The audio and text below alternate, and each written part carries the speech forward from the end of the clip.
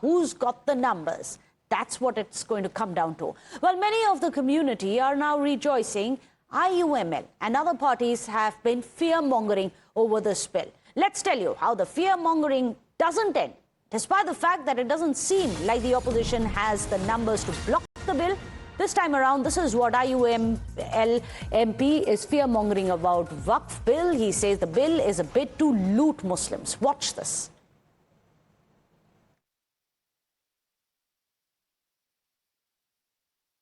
Statement of BJP is baseless and it's against the fact.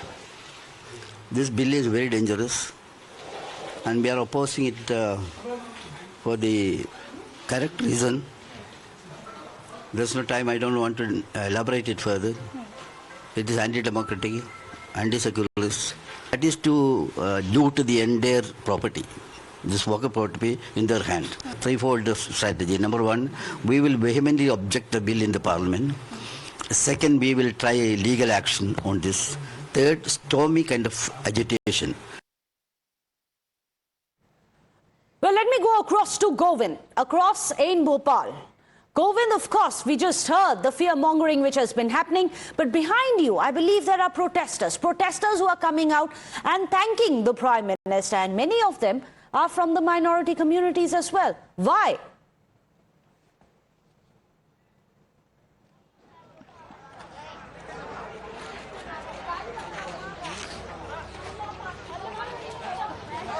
Yeah, Meghna, you know that today this bill is to be tabled in Lok Sabha, but before that, you know that different pictures across the nation starts coming. In fact, few are in against and many are in favor, in fact. And one of the pictures I'm showing you from Bhopal, you can see number of women just sitting there taking the pictures of PM Narendra Modi in their hand. You can see here one of the women taking the picture. We support Modi ji. This is what you can clearly see, and we support amendment bill, Waqf amendment bill. And here these are the Muslim women. All are in support of this amendment bill, and they are just sitting here, not from any group or organization. They are randomly coming here and being the part of this supporting rally to PM Narendra Modi or to this amendment bill. I'll definitely try to connect few women from Muslim community. आप ये बताइए क्या PM Narendra Modi के इस bill का आप लोग समर्थन कर रहे हैं, किस लिए यहाँ? मोदी जी का शुक्रिया अदा करने के लिए, मोदी जी का वेलकम करने के लिए। कई लोग कह रहे हैं कि मोदी जी भ्रमित कर रहे हैं या मोदी सरकार भ्रमित कर रही है इस बिल को लाकर। नहीं, गलत बात है। अच्छा, हाँ, वो तो अच्छा, बहुत अच्छा कर रही है मोदी। अच्छा, अच्छा। So this is what, Meghna, you can clearly see. I have hundreds of women sitting in the chairs, in fact, and they all are in favor of this amendment bill. And still, you know, that happenings are there in Lok Sabha. But before that, we are seeing in Bhopal, many people here are in support of this bill. And definitely one of the person I would talk to you. आप ये बताइए किस organisation के संगठन से हैं कोई? मंत्रणा समिति के 9वें प्रतिवेदन से सहमत है।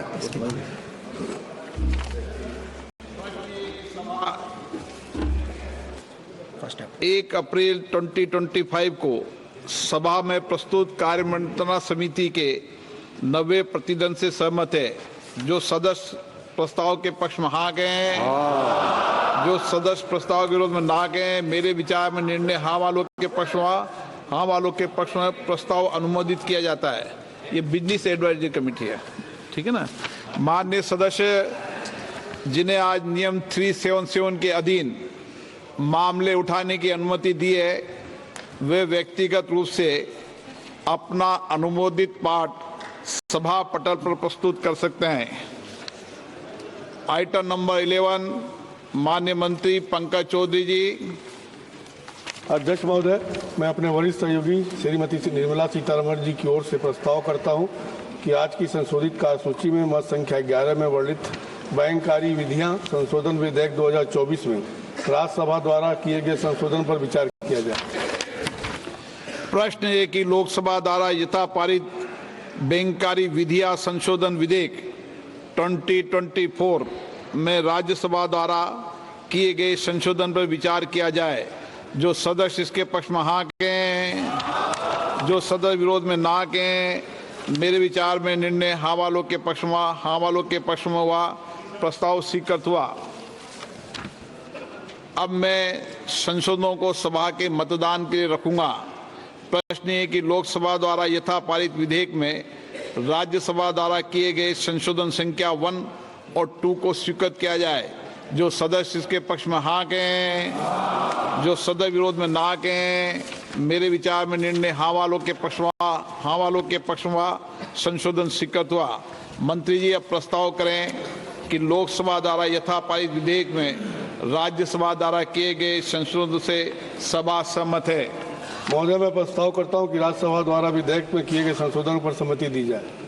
प्रश्न ये है कि लोकसभा द्वारा यथा पारित विधेयक में राज्यसभा द्वारा किए गए संशोधन से सभा सहमत है।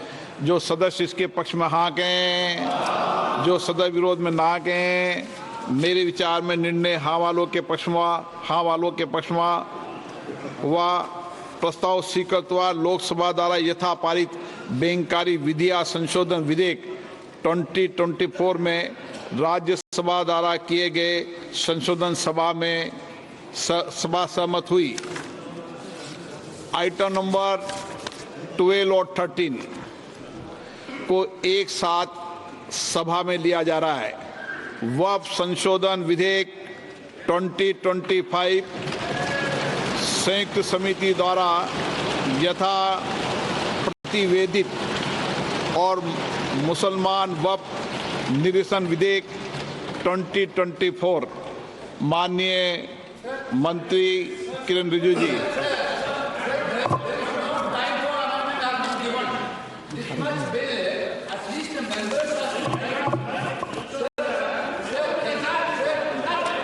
हाँ, बोलिए। This type of bill, when you are bringing it to the House, at least the members has to have the power to give amendments. Yesterday, what happened, sir? This bill has been brought into the notice of member only around afternoon. Then the amendment time will be ceased till 3:30. Then how can the members move amendments, sir? This is basically this. You are actually bulldozing the legislation, sir. This type of legislation bulldozing is not happened in this house, sir. Sir, members has to go. Why that, sir? You need to give time for amendment, sir. Sir, there are several provisions to be given amendment. There is no time at all. Okay. आप सुनिए। आप बैठिए, एक विषय मैं दे दूं। माननीय सदस्यगण, मैंने सभी जो गैर सरकारी माननीय सदस्यों के जो भी संशोधन प्रस्ताव थे वह और सरकारी संशोधन प्रस्ताव दोनों को बराबर का समय दिया है। मैंने ऐसा नहीं किया कि आपके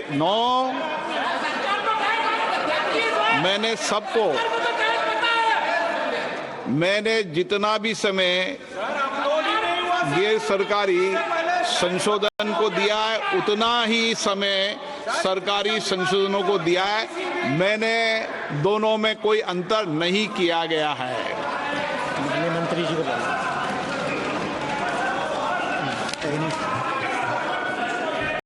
हाँ, एक मिनट एन के प्रेमचंद्र जी, आप बता दीजिए। Sir, my point of order is relating to Rule 80, Clause 1 of the Rules of Procedure and Conduct of Business, and under Rule 376 of the Rules of Procedure, and also colon sector, page 650. Sir, now this House is considering a bill, Waqf Amendment Bill 2024, as reported by the Joint Committee, Parliamentary Joint Committee. We are not discussing the original bill. It is as reported by the Joint Parliamentary Committee. My definite question to the Honorable Speaker, sir, is whether the Joint Parliamentary Committee has the right to incorporate new provisions in the bill. It is beyond the powers and ambit of the Joint Parliamentary Committee. They have incorporated so many new provisions.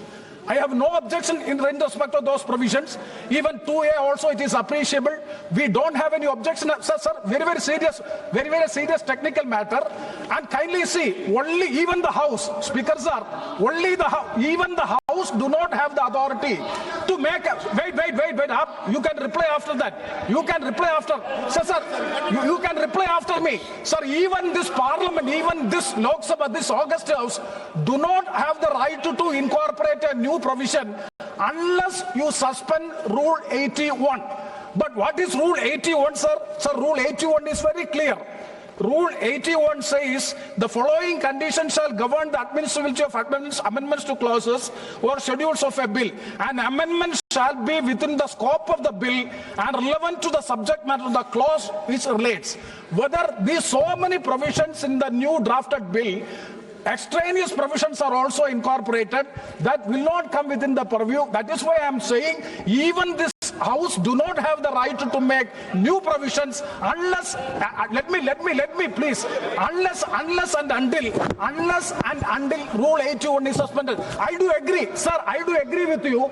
The government has the power, the minister has the power to move amendments, and also they can recommend, joint parliamentary committee can recommend, but they cannot come with new provisions as a newly drafted bill for which there is no right. Okay. I'm quoting Kawalan sector very मैंने पढ़ लिया आपका, मैं व्यवस्था दे रहा हूँ, पहले गृह मंत्री जी बताएंगे।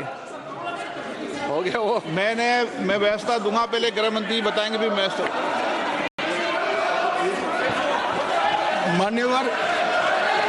मान्य इनको पढ़ लें दो पूरा, 1 मिनट इनको पढ़ लें दो। आप पढ़ लो, आप पूरा पढ़ लो। Sir, Kawalan sector, page 615. The motion for reference of a bill to a select committee may include instruction to the committee to consider matters other than those dealt with in the bill but relating to the subject matter of the bill. Instruction to the committee for amendments of such sections of the Parent Act as are not covered by the amending bill, whenever given, are to be specific and clear, unquote. Okay. That means unless and until the House specifically directed to go into this, they have no right to make new provisions in the bill. It is beyond the powers of the joint parliamentary committee they have acted, for which I am seeking a ruling. आप बात खत्म करें। माननीय गृह मंत्री जी, आप बैठिए। ऐसा नहीं चलेगा माननीय सदस्य, मैंने सबको मौका दिया, प्लीज बैठिए आप। बैठिए। माननीय गृह मंत्री जी बोलेंगे। माननीय सदस्य ने जो पॉइंट ऑफ ऑर्डर उठाया है, मैं इसके हार्द को सदन के सामने रखना चाहता हूं। भारत सरकार की कैबिनेट ने इस बारे में एक बिल अप्रूव कर सदन के सामने रखा। आपके द्वारा ये बिल जॉइंट पार्लियामेंट्री कमेटी को दिया गया, जिसका विपक्ष का भी बड़ा आग्रह था। कमेटी ने इस पर सुविचारित रूप से अपना मत प्रकट किया। वो जो मत प्रकट हुआ, वो मत फिर से कैबिनेट के सामने गया। कमेटी के जो सुझाव थे, ये भारत सरकार की कैबिनेट ने स्वीकार किए और अमेंडमेंट के रूप में किरण रिजिजू जी लेकर आए। ये तभी होता है जब ये ऑफिशियल अमेंडमेंट कैबिनेट की अनुमोदन के बगैर आता है। मान्यवर, मैं नहीं मानता इसमें कोई पॉइंट ऑफ ऑर्डर है, और आपका ही आग्रह था कि कमेटी जॉइंट पार्लियामेंट्री कमेटी बने। अगर कमेटी ने कोई बदलाव ही नहीं करने हैं तो ये कांग्रेस जैसी कमेटियां नहीं, हमारी लोकतांत्रिक कमेटी है मान्यवर, जो दिमाग चलाती है। कांग्रेस के जमाने में कमेटियां होती थी जो थप्पा लगाती थी। हमारी कमेटी चर्चा करती है, चर्चा के आधार पर विचार करती है और परिवर्तन करती है। अगर परिवर्तन को स्वीकार ही नहीं करना है तो कमेटी काहे को लिए है भाई?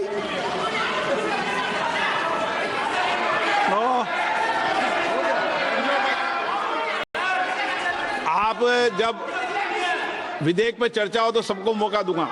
अभी 0 ओवर पर माननीय मैं इस पर अपनी व्यवस्था देता हूं।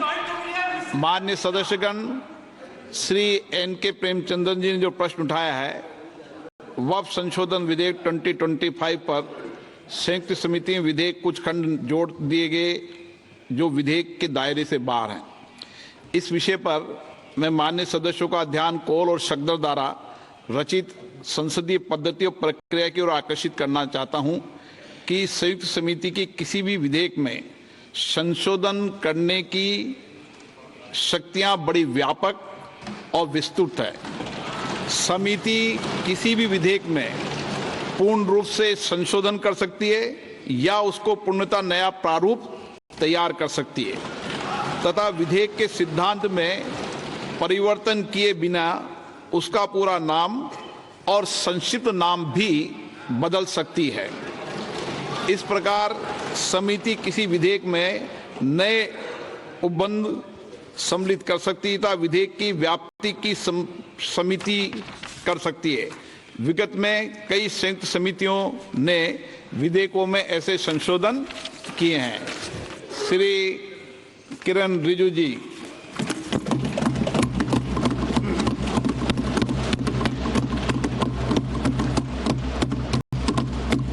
Honorable Speaker, sir, I rise to move the motion for consideration of the Waqf Amendment Bill 2025 and Mussalman Waqf Repeal Bill 2024. अध्यक्ष महोदय जी, आपने जो रूलिंग दिया है जेपीसी के बारे में जिक्र किया है, उसी के साथ साथ जुड़ते हुए एक मिनट किरण जी, एक मिनट श्री सोगत राय जी संशोधन संख्या 108 को प्रस्तुत करें। आप बोल रहे थे ना? Under Rule 77(2) of the Rules of Procedure, I propose that the Waqf Amendment Bill 2025 be recommitted for the purpose of eliciting further opinion thereon. Okay, माननीय मंत्री जी अब 12 और 16 पर अपना वक्तव्य दें।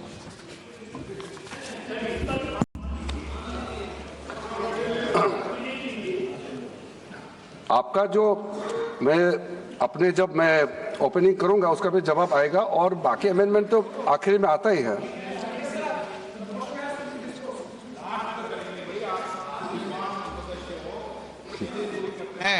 चलिए माननीय मंत्री जी। माननीय अध्यक्ष महोदय, हम सबको बहुत डिटेल में जाने का भी आवश्यकता नहीं है। कमेटी के बारे में उसका जिक्र काफी हो चुके हैं, लेकिन मैं इतना कहना चाहता हूं कि जो कमेटी इस बार दोनों सदन लोकसभा राज्यसभा मिला करके ज्वाइंट कमेटी में वक्फ अमेंडमेंट बिल पे जो चर्चा हुई है, आज तक भारत के संसदीय इतिहास में इतना व्यापक रूप से चर्चा, कंसल्टेशन और समय कभी नहीं दिया है। इसलिए मैं जो ज्वाइंट कमेटी में जितने मेंबर्स दोनों सदनों के लोकसभा और राज्यसभा में जो सदस्य उस कमेटी में थे, मेरे तरफ से सरकार की ओर से मैं धन्यवाद देता हूं, अभिनंदन करना चाहता हूं। अध्यक्ष महोदय जी, कुल मिलाकर के 97,27,772 याचिकाएं ऑनलाइन, फिजिकल, मेमोरेंडम के रूप में, रिक्वेस्ट के रूप में और सुझाव के रूप में पूरे तरह से सरकार ने देखा है। वो जेपीसी के माध्यम से हो या डायरेक्ट दिया हो, हमने सब उसको देखा है। इससे बड़ा कभी भी, इससे ज्यादा संख्या में किसी भी बिल के ऊपर में लोगों का याचिकाएं नहीं आया आज तक। कुल मिलाकर के 284 डेलीगेशन ने अलग अलग समुदाय के जो स्टेक होल्डर्स है, उन्होंने कमेटी के सामने में अपने बात को रखा है, सुझाव भी दिया है। 25 स्टेट गवर्नमेंट और यूनियन टेरिटरीज का वक्फ बोर्ड्स ने अपना सबमिशन भी पेश किया गया है। इसके अतिरिक्त कई लीगल लुमिनरीज, विद्वान लोग हैं हमारे समाज में, कम्युनिटी लीडर्स हैं, अलग अलग धार्मिक संस्थाओं का प्रतिनिधि, charitable organisation, civil society, academicians, researchers, policy makers, सब ने इस कमेटी के सामने में पेशकश किया है। उसके साथ साथ मैं कहना चाहता हूं सर, आज जब मैं जो बात रखूंगा आपके सामने में, पिछली बार जब हमने ये प्रस्तुत किए थे बिल को इस सदन में, तब भी मैंने कई बातें बताई थी। आज मैं उसको नहीं दोहराते हुए कुछ बातें मैं जोड़ूंगा और मुझे अपना बात रखने के बाद सिर्फ उम्मीद ही नहीं, पूरा यकीन है कि जो लोग इस बिल को विरोध कर रहे थे, वो हृदय में भी बदलाव होगा। पॉजिटिव सोच के साथ इस बिल में सब समर्थन करेंगे, ये मैं विश्वास के साथ आप आगे अपना बात रखना चाहता हूं। क्योंकि मैं पॉजिटिव नोट से बात रखना चाहता हूं, तो इसलिए एक मेरे जो मन की बात है मैं कहना चाहता हूं, तो इससे अच्छा संदेश जाए। किसी के बात कोई, अध्यक्ष महोदय, किसी की बात कोई बदगुमान ना समझे, इस जमीन का दर्द कभी आसमान ना समझेगा। ये मैं दिल से कह रहा हूं, क्योंकि अच्छा सोच के साथ, बड़ा दिल के साथ, खुले मन से मैं ये प्रस्ताव आपके सामने में पेश कर रहा हूं। सर, कई लोगों ने अपने अपने तरीके से बातें रखी हैं। किसी ने कहा ये प्रावधान अनकॉन्स्टिट्यूशनल है, गैर संवैधानिक है। किसी ने कहा ये इलीगल है, अनलॉफुल है।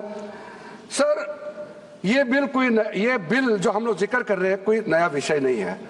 आजादी से पहले ये बिल, जब पहली बार मुसलमान वक्फ वैलिडेटिंग एक्ट पास किया गया था 1913 में, तब से इसका इतिहास शुरू होता है। उससे पहले प्रिवी काउंसिल ने 1894 में इनवैलिडेट किया था वक्फ अल औलाद को।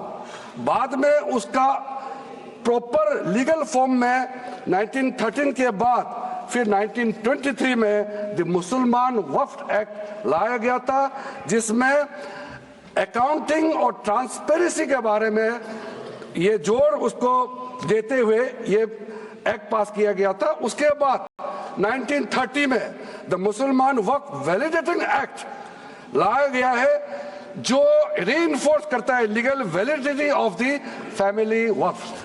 परिवार में जो वक्फ होता है उसको जोड़ देते हुए ये बिल लाया गया है।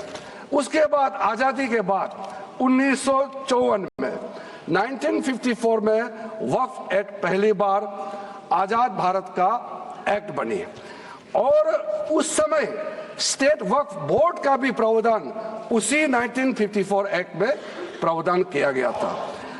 उस समय से लेकर के कई संशोधन के साथ में 1995 में व्यापक रूप से ये वक्फ एक्ट बनी है।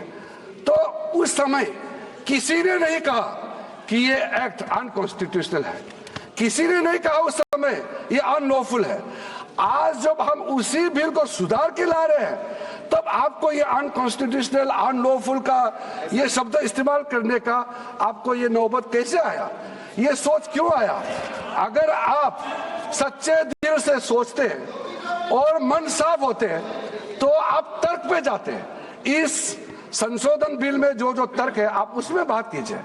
आप उसको छोड़ के जो कोई लेना देना नहीं है बिल में, उसका बात आप लेकर के लोगों को गुमराह करने का, बरगलाने का काम जो किया है, उसको मैं शुरू में साफ करना चाहता हूं। अध्यक्ष महोदय जी, 1995 में ट्राइब्यूनल का पहला व्यवस्था किया गया है, ताकि वक्फ बोर्ड का कोई भी निर्णय किसी को अगर पसंद नहीं है या उसको चैलेंज करना चाहता है तो वक्फ ट्राइब्यूनल वहां आप जा सकते हैं। उसका प्रावधान पहले बार हुए हैं, और उस समय यह भी फैसला हुआ कि 5 लाख से ज्यादा आमदनी किसी वक्फ प्रॉपर्टी में है, उसके लिए सरकार एग्जीक्यूटिव ऑफिसर्स अपॉइंट किया जाएगा। ये भी 1995 में शुरुआत की है। अध्यक्ष महोदय जी, ये आज एक ट्रिगर पॉइंट क्यों हुआ है? ये अमेंडमेंट बिल लाने का आवश्यकता सबसे ज्यादा शुरुआत कहां से हुई? मैं संक्षेप में बताना चाहता हूं। 2013 में, 2014 में हम सब चुनाव में गए, और चुनाव में जाने से पहले 2013 में कुछ कदम ऐसे उठाए गए हैं जो आप सुन करके, आप सदस्य के रूप में भी और इस देश का नागरिक होने के कारण आपके दिमाग में यह बात जरूर सवाल उठेगा कि ऐसा कदम क्यों उठाया गया है।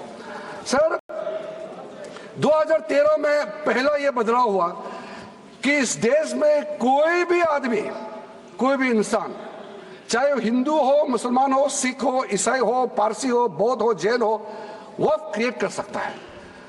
सबको मालूम है वक्फ एक मुसलमान का अल्लाह के प्रति अपना एक उसका एक पायस चैरिटेबल रिलीजियस पर्पस के लिए वक्फ क्रिएट किया जाता है, लेकिन उसमें डाइल्यूशन करके 2013 में कोई भी वक्फ क्रिएट कर सकता है। ये प्रावधान सबसे पहले उस समय की यूपीए सरकार ने किया है। दूसरा, आपने सारा वक्फ को स्पेसिफिक कर दिया कि शिया बोर्ड में शिया ही रहेंगे, सुन्नी बोर्ड में सिर्फ सुन्नी ही रहेंगे, और कोई भी बोर्ड हो सिर्फ उनके लोग ही रहेंगे, बाकी कोई उसमें आ नहीं सकता है। ऐसा आपने प्रावधान किया। तीसरा, 2008, सर आप शांति से सुनने के बाद आप जो भी पूछेंगे हमारा रिप्लाई तो आएंगे ही सर। डिबेट का आखिरी में है, मेरा फिर से रिप्लाई होगा। तो अभी मैं जब शुरुआत में कुछ दृष्टिकोण रख रहा हूं, इसमें कोई हस्तक्षेप ना करे, ध्यान से सुनिए, ताकि हमारा डिबेट का स्तर भी ऊंचा रहे और तर्क भी सामने में आ जाए। सर एक प्रावधान आया सेक्शन 108। उस सेक्शन 108 में ये लिखा गया है कि वक्फ बोर्ड का जो प्रावधान है इस देश में कोई भी मौजूदा कानून के ऊपर में रहेगा, ओवरराइडिंग इफेक्ट रहेगा, ऐसा आपने कानून बनाया है। इस देश में ऐसा कानून कैसे मंजूर कर सकते हैं अध्यक्ष महोदय जी? हर कानून अपना अपना हिसाब से चलता है, लेकिन एक कानून दूसरे कानून के ऊपर में ओवरराइडिंग इफेक्ट होगा, ये कोई भी मान्यता नहीं दे सकता है। उसके बाद सर, मैं कुछ प्रोपोगेंडा साथ में जुड़े हुए हैं। उससे पहले जो 2013 में मुझे भी बहुत ताज्जुब हुआ कि ये पास कैसे जबरदस्ती करवाया है। 2013 में वक्फ में यूजर जो आपने प्रावधान डाला, उसके बाद 1970 से एक केस चल रहा था दिल्ली के अंदर में। दिल्ली के अंदर में हमारा सीजीओ कॉम्प्लेक्स है, पार्लियामेंट बिल्डिंग है, कई प्रॉपर्टीज है, और इसको वक्फ बोर्ड, दिल्ली वक्फ बोर्ड ने क्लेम किया कि ये वक्फ प्रॉपर्टीज है। उसके बाद ये केस चल रहा था अदालत में। उस समय यूपीए सरकार ने पूरा सारा जमीन को डी नोटिफाई करके वक्फ बोर्ड को दे दिया। 123 प्रॉपर्टी। अगर आज हम ये संशोधन लेके नहीं आते तो जिस सदन में हम बैठे हैं, ये पार्लियामेंट बिल्डिंग, इसको भी क्लेम किया जा रहा था। एयरपोर्ट, बसंत विहार, और अगर नरेंद्र मोदी जी का सरकार नहीं आते, अगर यूपीए का सरकार कंटिन्यू रहता, तो क्या क्या बिल्डिंग को डी नोटिफाई किया जाना था। 123 प्रॉपर्टी को तो डी नोटिफाई किया। मैं रिकॉर्ड में कह रहा हूं, अपने मन से कुछ नहीं कह रहा हूं, मैं ऑफिशियल रिकॉर्ड का बात बता रहा हूं। अध्यक्ष महोदय, आप काहे को उछल रहे हो? मैं अपने से थोड़ी बोल रहा हूं, जो हकीकत बात को बता रहा हूं। आप आराम से बैठ के सुनिए। आपके दल को और आपको सबको बोलने का मौका मिलेगा। माननीय मंत्री जी,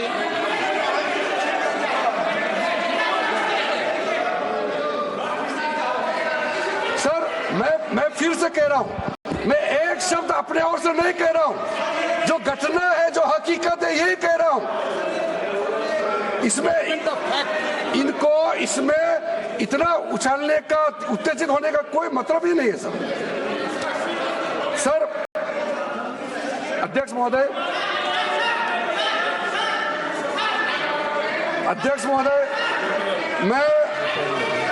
मैं आपके माध्यम से सदन को कहना चाहता हूं कि जो संवैधानिक बात उठा करके लोगों को गुमराह करने का जो प्रयास किया जा रहा है, उसको भी देश के सामने में सही बात रखना बहुत ही जरूरी है। एक बात बार बार इन लोगों ने कहा गया है कि ये जो वक्फ अमेंडमेंट बिल है, ये आर्टिकल 25, आर्टिकल 26, आर्टिकल 30 का उल्लंघन करता है करके इन्होंने इल्जाम लगाया। मैं पढ़ चुका हूं, आप पढ़ लो। कभी भी डिबेट के बीच में पॉइंट ऑफ ऑर्डर नहीं होता है, व्यवस्था दे दी है, पठवा ना कभी। माननीय मंत्री जी बोलिए।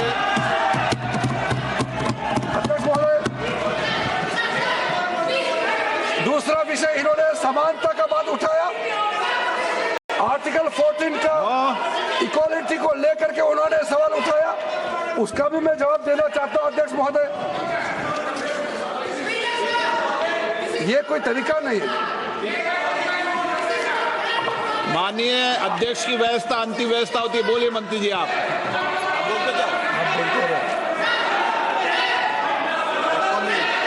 अध्यक्ष महोदय, क्योंकि मेरा कान खुला हुआ है तो ये डिस्टर्ब हो रहा है मुझे। मैं अभी ये पैन की बात करता हूँ। अध्यक्ष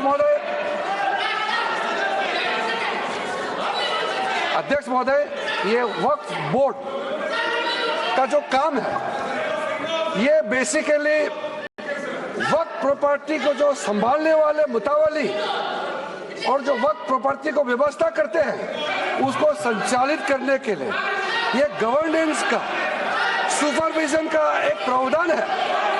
किसी भी तरीके से वक्फ बोर्ड वक्फ प्रॉपर्टी को मैनेज नहीं करता है।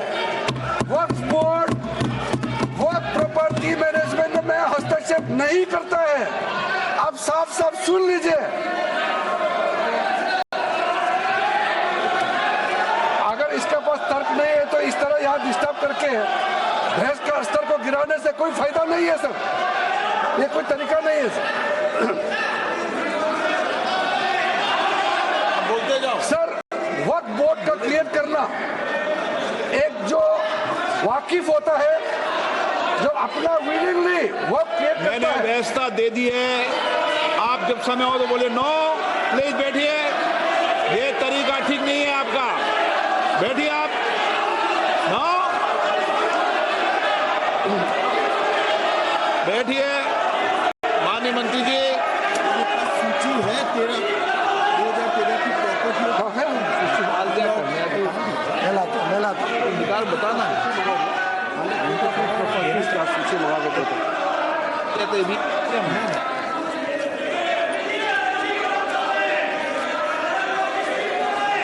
अध्यक्ष महोदय, सबको बोलने का मौका मिलने वाले हैं तो कम से कम बात को शांति से सुनने के बाद आप अपना बात रखिए। ये कोई तरीका नहीं होता है सर।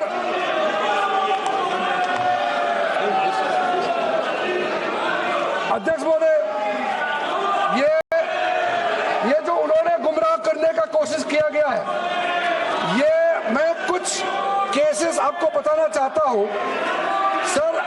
आप देखिए आर्टिकल 25(1) क्या कहता है, संविधान का अनुच्छेद आर्टिकल 25(1) कहता है, subject to public order, morality and health, and to the other provisions of this part, all the persons are equally entitled to freedom of conscience and the right freely to profess, practice and propagate religion. Sir, government किसी भी धार्मिक व्यवस्था को, किसी भी religious institution, कोई धार्मिक काम में हस्तक्षेप करने नहीं जा रहा है, ना ही वक्फ बोर्ड किसी धार्मिक स्थल की व्यवस्था में कोई भी तरीके से हाथ डालने का प्रावधान है, बिल्कुल नहीं है सर। आप अगर हम कोई नमाज, सर ये क्या झूठ बोल रहे हैं? ये कॉन्स्टिट्यूशन, हम कॉन्स्टिट्यूशन का प्रावधान पढ़ रहे हैं फिर भी झूठ बोल रहे हैं। ये कॉन्स्टिट्यूशन को नहीं मानते हैं सर। किसी मस्जिद का मैनेजमेंट को हम हस्तक्षेप करने का कोई इसमें प्रावधान नहीं लिया जा रहा है। एक मिनट माननीय सदस्य, आप भारत की संसद में बैठे हो, गरिमा मर्यादा बनाए रखो। बैठे बैठे टिप्पणी मत करो। हाँ, आपको जब मौका मिलेगा आप अपनी बात कहना। बैठे बैठे टिप्पणी नहीं कर सकते, ये संसद की मर्यादा नहीं है। ऐसे नहीं चलेगा सदन। सदन व्यवस्था नियम से चलेगा। किसी भी व्यक्ति को बैठे बैठे कोई भी सदस्य जो बोल रहा हो उसके बीच में टिप्पणी करने का अधिकार नहीं है। माननीय मंत्री जी। अध्यक्ष महोदय जी, ये वक्फ बोर्ड का जो प्रावधान किसी मस्जिद, किसी मंदिर, किसी धार्मिक स्थल का व्यवस्था का कोई लेना देना नहीं है। ये सिंपली एक प्रॉपर्टी का मैनेजमेंट का विषय है। ये कोई मुसलमान अपना ज़कात देता है, फितरा देता है, उसको हम पूछने वाला कौन होते हैं? ये आपका धार्मिक भावना से जुड़े हुए चीज है, उसमें सरकार का कोई लेना देना नहीं है। लेकिन ये वक्फ प्रॉपर्टी का मामला है, लेकिन वक्फ प्रॉपर्टी का मैनेजमेंट करता है, मुतवालिज करता है। ये आपको इतना बेसिक ये फर्क जो है अगर समझ में नहीं आते या जानबूझ करके आप नहीं समझना चाहते हैं तो मेरा पास इसका कोई इलाज नहीं है। अध्यक्ष महोदय जी, ये आपके माध्यम से मैं फिर से कहना चाहता हूं कि ये सर क्या ये ऐसा बहस नहीं होता है जी। आप लोग का तर्क रखने का समय में बोलिए, बीच में कमेंट पास करने से सर हमारा पॉइंट का फ्लो भी बिगड़ता है और आवाज भी ठीक नहीं हो, आवाज भी ठीक से नहीं जाएगा। आप क्या चीज को जवाब देंगे सर? इसमें मैं कई ऐसे केसेस है जिसको मैं रेफर कर सकता हूं, लेकिन सदन में 3 केसेस का मैं रेफर करूंगा तो दूध का दूध पानी का पानी हो जाएगा कि ये धार्मिक व्यवस्था से कोई लेना देना नहीं है। आपको मैं पहला एग्जांपल देना चाहता हूं, सैयद फजल पकुया तंगल वर्सेस यूनियन ऑफ इंडिया।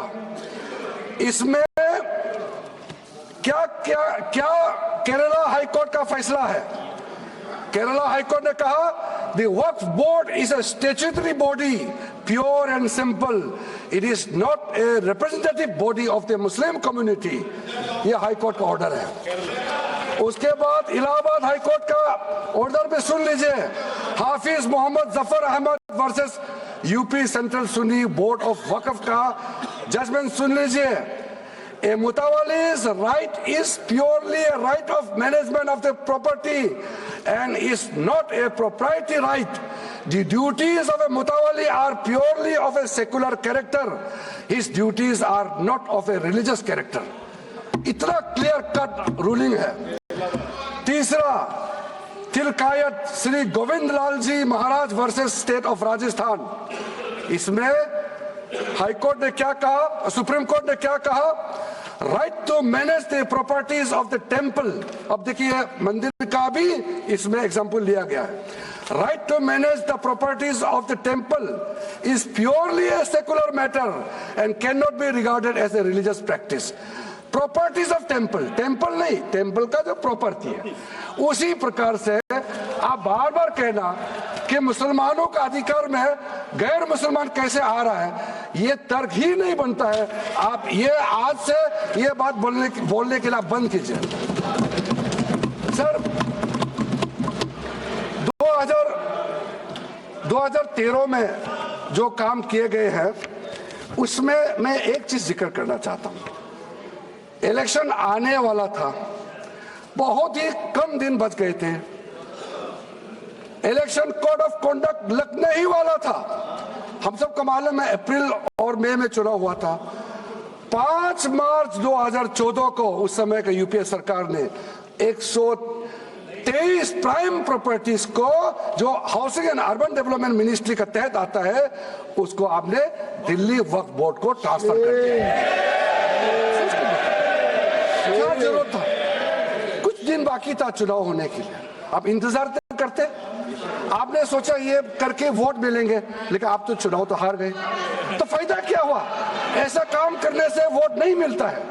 इसलिए लोग इंटेलिजेंट है, हमारे देश के लोग समझदार है, इसलिए वोट बैंक का राजनीति के बिना हम अच्छे सोच के साथ में आज इस सदन में फिर से आए हैं। कुछ एनोमलीज है इस बिल में, तो इसको बदलना जरूरी था।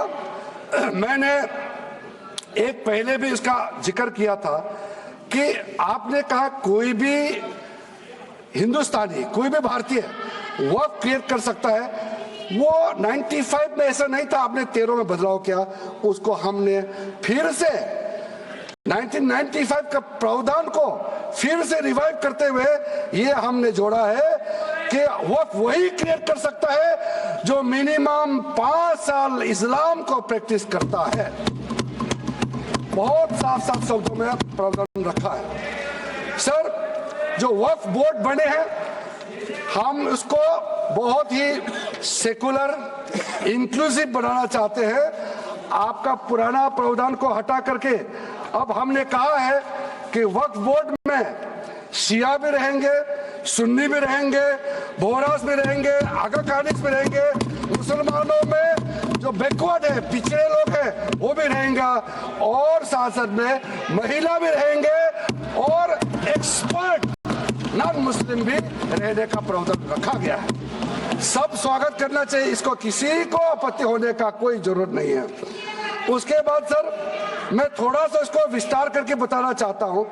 मेरा ही खुद का एग्जाम्पल मैं देता हूँ। मान लो मैं मुस्लिम नहीं हूँ, लेकिन मैं माइनॉरिटी अफेयर्स मिनिस्टर हूँ, तो मैं सेंट्रल वक्फ काउंसिल का चेयरमैन होता है।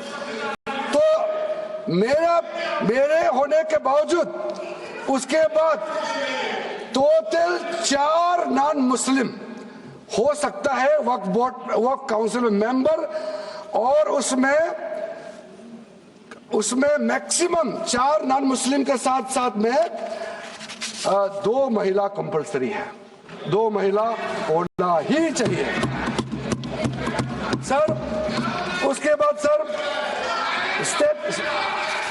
स्टेट अभी आप पूरा वक्फ बोर्ड देख लीजिए, महिला कहाँ है? महिला को भी रखा ही नहीं है, वो सिर्फ बातें करते हैं। सर 22 सर मैं स्पेसिफिक बताना चाहता हूं। सेंट्रल वक्फ काउंसिल में टोटल 22 मेंबर्स में 4 नॉन मुस्लिम से ज्यादा मेंबर नहीं हो सकते हैं। एक्स ऑफिशियो के पद को मिला करके 3 मेंबर ऑफ पार्लियामेंट होगा। मेंबर ऑफ पार्लियामेंट तो किसी धर्म का हो सकता है। जब इलेक्शन करते हैं तो कोई भी धर्म का मेंबर ऑफ पार्लियामेंट या एमएलए बन सकते हैं। सर 10 मेंबर मुस्लिम कम्युनिटी से होगा, 2 फॉर्मर जजेस होंगे सुप्रीम कोर्ट और हाई कोर्ट के, 1 advocate of national eminence member रहेंगे, 4 persons of national eminence from various field. ये तो कई कमिटियों ने इसको सिफारिश किया है, और एडिशनल सेक्रेटरी या joint secretary to the government of India उसमें रहेंगे। आउट ऑफ 10 मुस्लिम मेंबर्स 2 महिला अनिवार्य है, ये हमने प्रावधान रखा है। और स्टेट बोर्ड में आउट ऑफ 11 मेंबर्स 3 से ज्यादा नॉन मुस्लिम नहीं हो सकता है।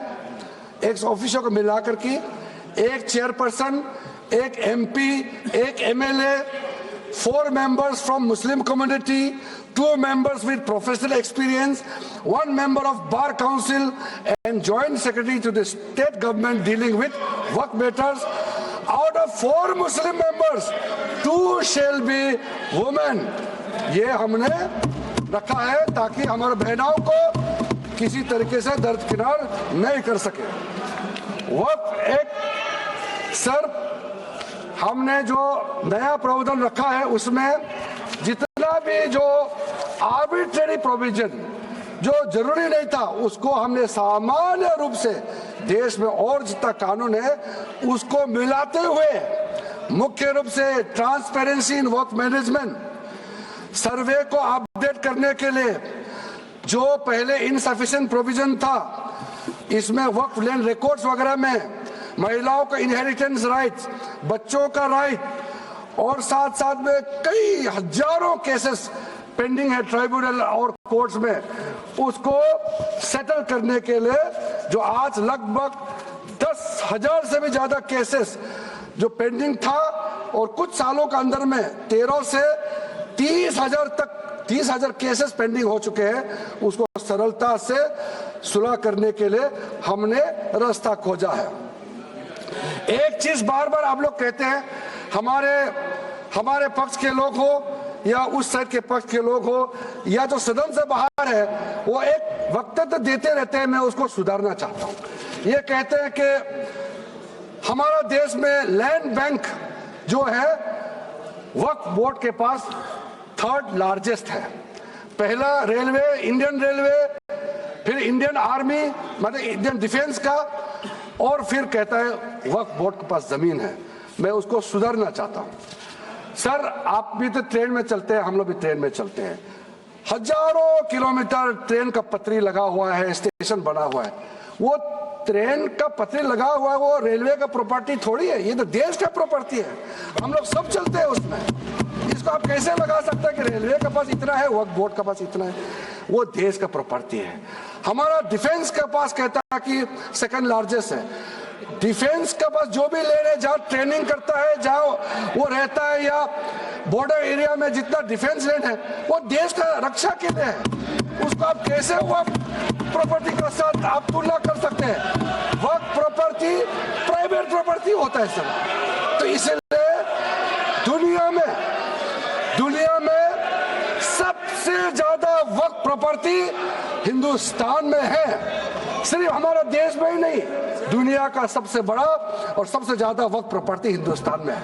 तो फिर ये क्यों है 60 साल तक आप सरकार में रहे हैं, हमारे देश में मुसलमान इतना गरीब क्यों है? जब दुनिया का सबसे ज्यादा वक्फ प्रॉपर्टी हमारा देश में है, तो हमारा गरीब मुसलमानों का पढ़ाई के लिए, मेडिकल ट्रीटमेंट के लिए, स्किलिंग के लिए, इनकम जनरेशन के लिए क्यों काम नहीं हुआ आज तक? बताइए। ये दुनिया का सबसे बड़ा वक्फ प्रॉपर्टी अगर हिंदुस्तान में है, तो उस प्रॉपर्टी से गरीबों का उत्थान के लिए, लोगों का भला के लिए अगर ये सरकार नरेंद्र मोदी जी के नेतृत्व में गरीब मुसलमानों के लिए काम कर रहा है, तो इसमें आपत्ति क्यों होना चाहिए? आप लोग बताइए। इसलिए सर, इसको धर्म जाति से बाहर उतर करके सबको सीधा अपना दिल से पूछ करके आप सोच के देखिए कि आप जो लोग आज इस बिल को विरोध कर रहा है, आज 1 साल 2 साल नहीं, सदियों तक हमारा देश उसको याद रखेगा कौन इस बिल को समर्थन कर रहा है, कौन इस बिल को विरोध कर रहा है। आज चंद वोट के लिए, सत्ता के लिए हमारे मुसलमानों को आपने 70 साल से ज्यादा वोट बैंक बना करके गुमराह किया है। कितना और गुमराह करना चाहते हैं? अब हमारा देश में वोट बैंक का राजनीति नहीं चलेगा। इसलिए मैं कहना चाहता हूं, जब हमारा देश में इतना वक्फ प्रॉपर्टी है, तो इसको हम बेकार में पड़ा रहने नहीं दिया जा सकता है। गरीब मुसलमानों के लिए, आम मुसलमानों के लिए इस्तेमाल करना ही पड़ेगा। उसके लिए आज का ये वक्फ संशोधन बिल जरूरत है। अध्यक्ष महोदय जी, हमारे अपने वामसी पोर्टल में, हमारे मंत्रालय के वामसी पोर्टल में हमने रिकॉर्ड देखा है। सचर कमेटी जो आपने बनाया है 2006 में, उन्होंने भी ये बारे में काफी डिटेल में जिक्र किया हुआ है। सर 2006 में 4.9 लाख वक्फ प्रॉपर्टी था, और उसका इनकम कितना था मैं बता दो आंकड़ा सर, आप कहेंगे 4.9 लाख वक्फ प्रॉपर्टी में टोटल इनकम था 163 करोड़। कौन खाते थे? 163 करोड़। और आपने 2013 में बदलाव करने के बाद आज इनकम कितना बढ़ा है वो भी मैं बता देता हूं। जरूर। हो गया 166 करोड़। 3 करोड़ बढ़ा है। कैसे मंजूर कर सकता है हम लोग इस महान सदन में बैठ करके? अगर इतना 10 सालों के बाद भी दुनिया का सबसे ज्यादा प्रॉपर्टी का टोटल इनकम जनरेशन 3 करोड़ बढ़ता है, तो ये हम कभी मंजूर नहीं कर सकता अध्यक्ष महोदय। इसलिए उस समय कहा गया था, मैं अभी का नहीं बता रहा हूं, सचर कमेटी समय में भी कहा गया है कि अगर थोड़ा सा एफिशिएंटली मैनेज करता तो 12,000 करोड़ पर ईयर तो उसी समय जनरेट हो जाना चाहिए था नॉर्मल मार्केट रेट से। और 12,000 करोड़ अगर वो प्रॉपर्टी से रेवेन्यू जनरेशन करता है, कितना लाखों करोड़ों मुसलमानों को फायदा होगा, आप सोच के देखिए। इसलिए सर आप लोग भी, मैं अनुरोध करता हूं कि आप लोग भी वक्त के बारे में जानना था, हमारा वामसी पोर्टल को क्लिक करके आप लोग देखिए। सर आज वो 4.9 लाख से बढ़ करके टोटल वक्फ प्रॉपर्टी बन गया है 8.72 लाख। हमारा देश में वक्फ प्रॉपर्टी बन गया है। और आप कल्पना कीजिए 8.72 लाख प्रॉपर्टी वक्फ का है उसको अगर हम सही तरीके से मैनेजमेंट करता तो हमारा मुसलमानों का ही नहीं है, देश का तकदीर बदल जाएगा। इतना प्रॉपर्टी हमारे पास। अब समझिए चीज को सर। मैंने अभी कई राज्यों का दौरा किया अध्यक्ष महोदय, मैंने कई राज्यों का दौरा किया। मैं एक एग्जांपल आपको जरूर देना चाहूंगा। मैं बहुत इंप्रेस हो गया जब मैं पिछली बार जम्मू कश्मीर गई। जम्मू कश्मीर में हमारा नई वहाँ वक्फ बोर्ड का चेयरपर्सन बनी और मैंने पूछा कि आप जब वक्फ बोर्ड का चेयरमैन बनी तो उसमें क्या हालत थी और आज क्या हालत है। उन्होंने बोला कि सर जब उन्होंने पदभार संभाली तो उसमें कोई इनकम का, कोई व्यवस्था का, रिकॉर्ड का ठीक ठाक कुछ भी नहीं था और उन्होंने आने के बाद 40 करोड़ रेवेन्यू इनकम उन्होंने जनरेट करना शुरू किया, मुझे बताया। और उसके वजह से वहाँ काफी अच्छा काम कर रहा। मैं हजरत बल श्राइन भी गए और वहाँ भी मरम्मत चल रहे हैं। इतना पुराना श्राइन है, दुनिया के लोग आते हैं, बहुत खूबसूरत से उसका सारा आसपास का ब्यूटिफिकेशन का काम भी चल रहा है। अगर अच्छा काम करेगा, रेवेन्यू बढ़ेगा तो सबका फायदा होगा सर। इसलिए सर आप लोग आज बिल को समर्थन करने के बाद मेरे ऑफिस में आइए, 1 साल के अंदर में इसका ट्रांसफॉर्मेशनल इंपैक्ट क्या होता है मैं ही आप लोगों को बता दूं। सर वक्फ अमेंडमेंट जो बिल लाए हैं उसमें जेपीसी का कई रिकमेंडेशन है जिसको हमने समर्थन किया है और एक्सेप्ट किया हमने या इस बिल में लाया। इसलिए बोलना कि जेपीसी का आपका कमेटी के बात को माना ही नहीं है, आपका कमेटी के बात नहीं सुना गया है, वो गलत बात है सर। अध्यक्ष महोदय जी, पार्लियामेंट्री कमेटी जब बनता है तो उसका एक अपना सैंक्टिटी होता है और उस कमेटी में खुले बहस हुए हैं। उसमें मैं अंदर जाना नहीं चाहता हूं क्या हुआ है, लेकिन उनके बीच में कई ऐसे मुद्दे हैं जो हम लोग सरकार समझते हैं कि बहुत अच्छा सुझाव आया है, हमने उसको माना है। और कुछ छोटा अमेंडमेंट है जो बहुत जरूरी चीज है, वो अमेंडमेंट भी हम लेकर के आए हैं। इसके बाद जो पूरा ये सारा व्यवस्था देखने के बाद सबके मन में उम्मीद जागेगा।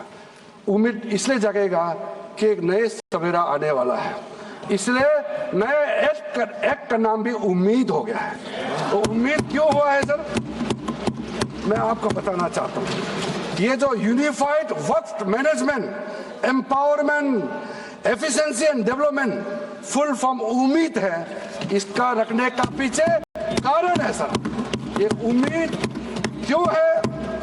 अब ये यूनिफाइड वक्फ मैनेजमेंट पूरा रजिस्ट्रेशन से लेकर के म्यूटेशन, इंक्रोचमेंट का विषय, सर्वे, कलेक्टर का रोल, सारा विषय को मिला करके मैनेजमेंट का पूरा सिस्टम को ही बदलने के लिए हमने काम शुरू किया है। उसके बाद एम्पावरमेंट, कैसा एम्पावरमेंट होने वाला है? मैंने पहले भी जिक्र किया, मुसलमानों में भी जो शियास हैं, सुन्नीस हैं, बोरास, आगाकानीस, पसमानदा मुस्लिम्स है जिसको बैकवर्ड माना जाता है, और विशेष करके महिलाएं और बच्चों के लिए जो हमने प्रावधान रखा है, तो ये मुसलमान का कम्युनिटी के अंदर में इतना जोरदार स्वागत हो रहा है। अध्यक्ष महोदय, यहाँ में कुछ मेंबर विरोध जरूर कर रहे हैं, लेकिन मैं कुछ मेंबर को मेरे घर में मैं न्योता देना चाहता हूं, और जो मुस्लिम डेलीगेशन मेरे घर में आ रहे हैं, स्वागत कर रहे हैं इस बिल को, उसका भी नजारा आप लोग देख लीजिए। आपका सोच बदल जाएगा। आपको नहीं मालूम मुसलमानों में कितना भयंकर समर्थन कर रहा है इस बिल को लेकर के, आप लोग को मालूम ही नहीं है। करंट अंदर में गरीब मुसलमानों का तो संदेश बार बार आ रहा है कि जल्दी पास कीजिए इस बिल को। इसलिए आप लोग संदेह में मत रहिए। एफिशिएंसी को हमने बढ़ाने का काम किया है। टेक्नोलॉजी का उपयोग करते हुए सेंट्रलाइज डेटाबेस होगा, डिजिटल पोर्टल होगा, कोई छुप के अंधेरे रातों में वर्क क्रिएट नहीं कर सकता है। इसका पूरा रजिस्ट्रेशन का प्रावधान है, ट्रैकिंग होगा, निगरानी रखा जाएगा, कंप्लायंस का प्रावधान है, और जो मैनुअल हाथों से जो गलत होगा उसका भी करेक्शन करने का प्रावधान है। ब्यूरोक्रेटिक डिले होता है उसका भी समाधान हमने पूरा बिल में तरीका बना के रखा हुआ है। और आखिर में इसका ऑडिट प्रॉपर होना चाहिए, तो ऑडिट का भी प्रावधान हम लोग राज्य सरकार को ऊपर में छोड़ रहा है, क्योंकि आखिर तो सारा प्रॉपर्टी का अथॉरिटी राज्य सरकार का है। बोर्ड का अपॉइंटमेंट भी राज्य सरकार को करना है, केंद्र सरकार का कोई रोल नहीं है। लैंड स्टेट सब्जेक्ट है, सारा राज्य सरकार को ही करना है। इसलिए राज्य सरकारों को हम फुल अथॉरिटी देने के साथ साथ हमारा जो मंत्रालय है वो ऑनलाइन हमेशा जुड़ा रहेंगे कि जो वक्त प्रॉपर्टी क्रिएट किया गया है उसका स्टेटस है वामसी पोर्टल से मिला करके हम लगातार टच में रहेंगे। इसलिए कोई इसमें ये नहीं सोचना है कि सेंट्रल गवर्नमेंट कोई एक्स्ट्रा पावर हड़पने जा रहा है क्या, बिल्कुल सोचने का नहीं है। ये टोटली स्टेट गवर्नमेंट का अधीन है और राज्य सरकारें ही इसका निगरानी में आगे काम करना है। उसके बाद सर जो पर्पस के लिए वर्क क्रिएट किया जाता है बेसिकली 3 पर्पस होता है, रिलीजियस, चैरिटेबल एंड पायस। उसका हो रहा है कि नहीं हो रहा है, और इनकम जनरेशन खास करके जो वेलफेयर काम है उसका हो रहा है कि नहीं हो रहा है, इसका भी इफेक्टिव गवर्नेंस का प्रावधान हमने रखा हुआ है। और साथ साथ सर मैं आपको इस उम्मीद के साथ साथ ये कहना चाहता हूं कि जो रिफॉर्म्स हमने जो लाए हैं और साथ साथ में जो प्रावधान कुछ बदलाव हमने आपको बहुत शॉर्ट में बताया, क्योंकि डिटेल में तो मैं रिप्लाई तो करूंगा ही। इसमें अगर आपको लगता है कि हमको अगर इनकम जनरेशन करने के लिए वक्त प्रॉपर्टी को बेहतर इस्तेमाल करने के लिए क्या करना चाहिए, जब हम इसका सबऑर्डिनेट लेजिस्लेशन के माध्यम से रूल्स बनाएंगे, आपका सुझाव हम खुले दिल से स्वागत करेंगे। क्योंकि आखिर तो प्रॉपर्टी देश का है, किसी का भी हो, उसको अगर अच्छा से चलाना है तो आप सुझाव देंगे तो हम तो पूरा वेलकम करेंगे उसमें। इसलिए आज मैं मेंबरों के साथ साथ जो कई दरगाह है, कई मस्जिद के इमाम है, कई लोग जो मुझे मिले उन्होंने भी बहुत अच्छा सुझाव दिया है। उसको डिटेल में मैं यहाँ कहना नहीं चाहता हूँ, लेकिन हम रिकॉर्ड में रखा है। कई अच्छे अच्छे सुझाव हमारे पास आए हैं, वो भी हमने नोट करके रखा है। एक इम्पोर्टेंट पॉइंट को मैं अब आपके सामने भी रखना चाहता हूँ। ये जो हमने एक डेफिनेशन में जो बदलाव लाया है, इस डेफिनेशन में बदलाव का सबसे बड़ा मतलब ये है कि मुसलमानों में भी जो वक्फ के अंदर में अपना प्रॉपर्टी, वक्फ प्रॉपर्टी इस वक्फ बोर्ड के प्रावधान से गवर्न करना चाहते हैं, मोस्ट वेलकम है। अगर वो ट्रस्ट के माध्यम से अपना प्रॉपर्टी का अलग तरीके से वक्फ करना, वो चलाना चाहता है, मैनेज करना चाहता है, उसके लिए भी छूट दिया गया है। तो इसमें जो आप लोग बार बार कहते हैं कि वक्फ बोर्ड में गैर मुसलमान कैसे आ रहा है, इसका मैं छोटा सा एग्जांपल देना चाहता हूं। अभी हम लोग किसी धर्म, किसी जाति का हिसाब से तो हम एमपी नहीं बने हैं, हम तो ऐसे सिटीजन होकर के एमपी बने हैं। तो अगर मेरा कॉन्स्टिट्यूंसी वाला हमको कहेंगे कि किरण रिजिजू मेरा यहाँ नहीं आ सकता है, हमारा धर्म और तुम्हारा धर्म अलग है, तो कैसे होगा? मैं तो एज एमपी मेरे पास अथॉरिटी है, मैं जा सकता हूँ। उसी प्रकार से आपका ट्रस्ट है, ट्रस्ट को चलाता है चैरिटी कमिश्नर। तो ट्रस्ट वाला कैसे कहेंगे कि चैरिटी कमिश्नर मेरा जात का ही होना चाहिए? चैरिटी कमिश्नर तो गवर्नेंस को संभालने के लिए है, चलाता तो ट्रस्ट है। उसी प्रकार से आप कैसे कह सकते हैं कि मेरा वक्फ प्रॉपर्टी को देखने के लिए वक्फ बोर्ड में गैर मुसलमान नहीं हो सकता है? आप कैसे कह सकते हैं? ये तर्क आप थोड़ा गहराई से सोचिए, क्योंकि ये बार बार कहा गया है, मैं नाम नहीं लूंगा, वो बाद में तो बोलेंगे हमारे कुछ लोग हैं कि मुस्लिम का अफेयर्स में नॉन मुस्लिम क्यों आ रहा है। अरे ये धार्मिक व्यवस्था से कोई लेना देना नहीं है, मैं बार बार कह रहा हूं। इसलिए ये प्रॉपर्टी है, वक्त प्रॉपर्टी है, आप लोग इसको समझिएगा।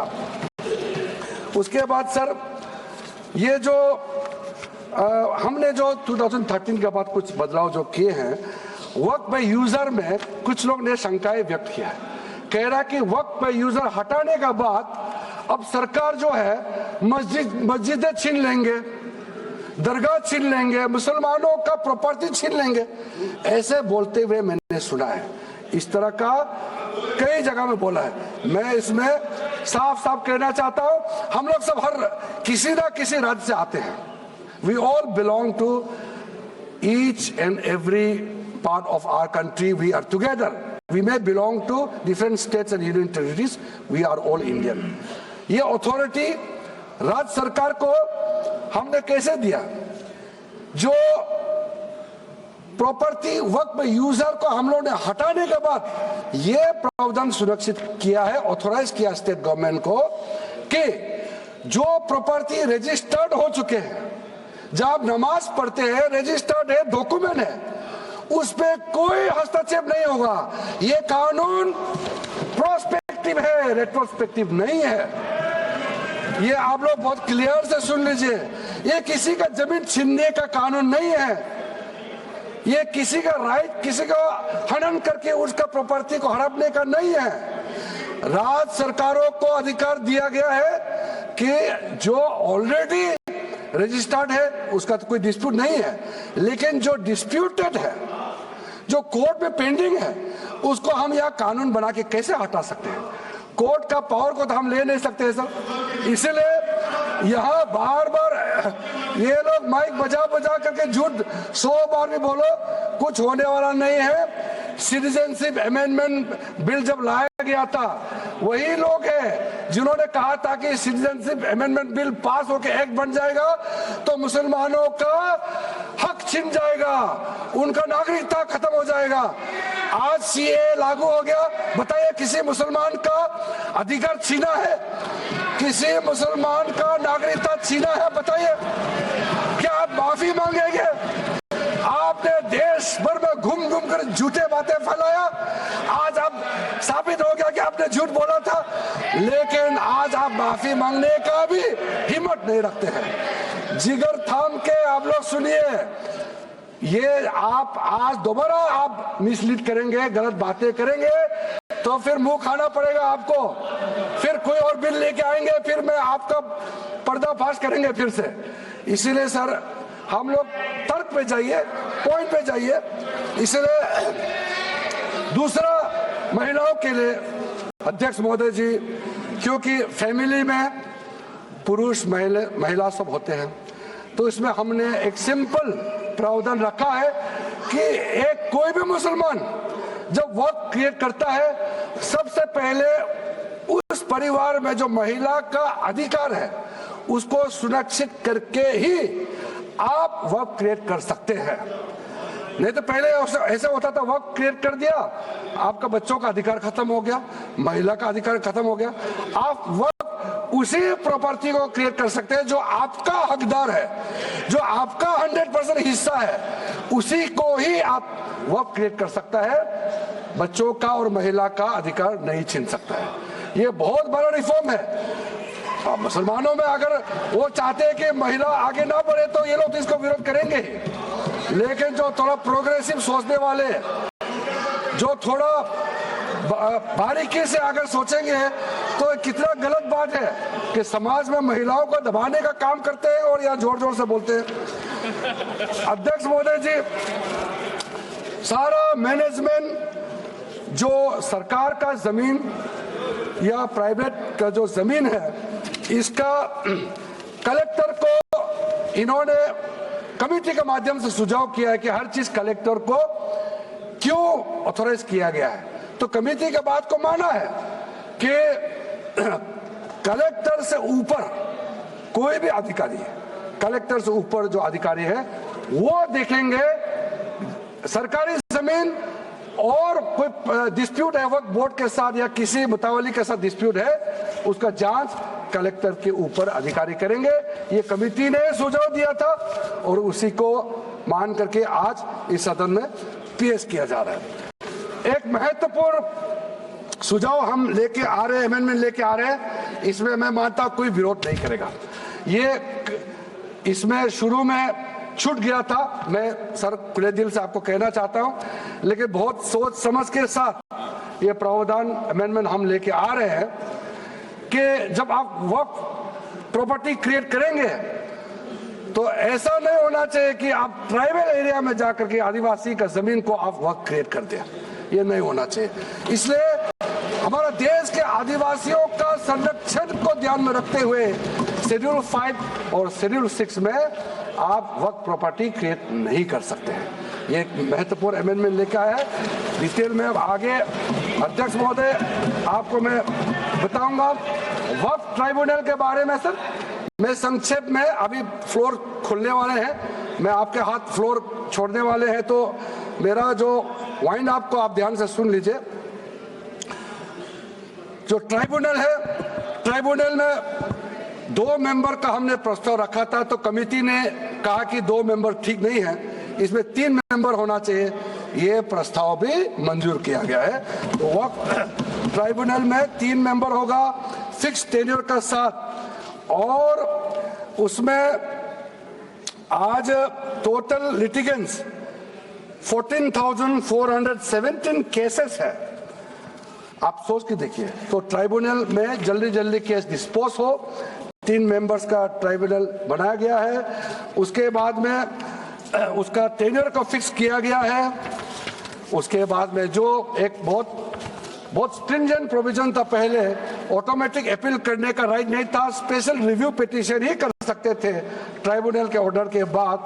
तो आज हमने एक अच्छा सोच के साथ खुला मन से ये कहा है कि अब अगर आप वक्फ बोर्ड का निर्णय से खुश नहीं है, वक्फ ट्राइब्यूनल का निर्णय से खुश नहीं है, तो आप अदालत जा सकते हैं। ये रास्ता भी हमने खोल दिया है। उसके बाद सर कंट्रीब्यूशन, एनुअल कंट्रीब्यूशन, ये भी आपका ही सुझाव था कमेटी वालों का कि जो कंट्रीब्यूशन देते हैं वक्फ बोर्ड मुतावली जो देते हैं उसको घटाना चाहिए, तो उसको 7% से 5% घटा दिया है, ताकि ज्यादा पैसा आप चैरिटेबल पर्पस के लिए खर्चा कर सके। तो अच्छा जो प्रॉपर्टी मैनेज करता है वो तो सरकार को शाबाशी देंगे। उसके बाद एक बहुत ही महत्वपूर्ण प्रावधान है जो हमको रखना पड़ा, आपने लॉ ऑफ लिमिटेशन को इस वक्फ बोर्ड का प्रावधान से हटा दिया था, इसको हमने लगाया है।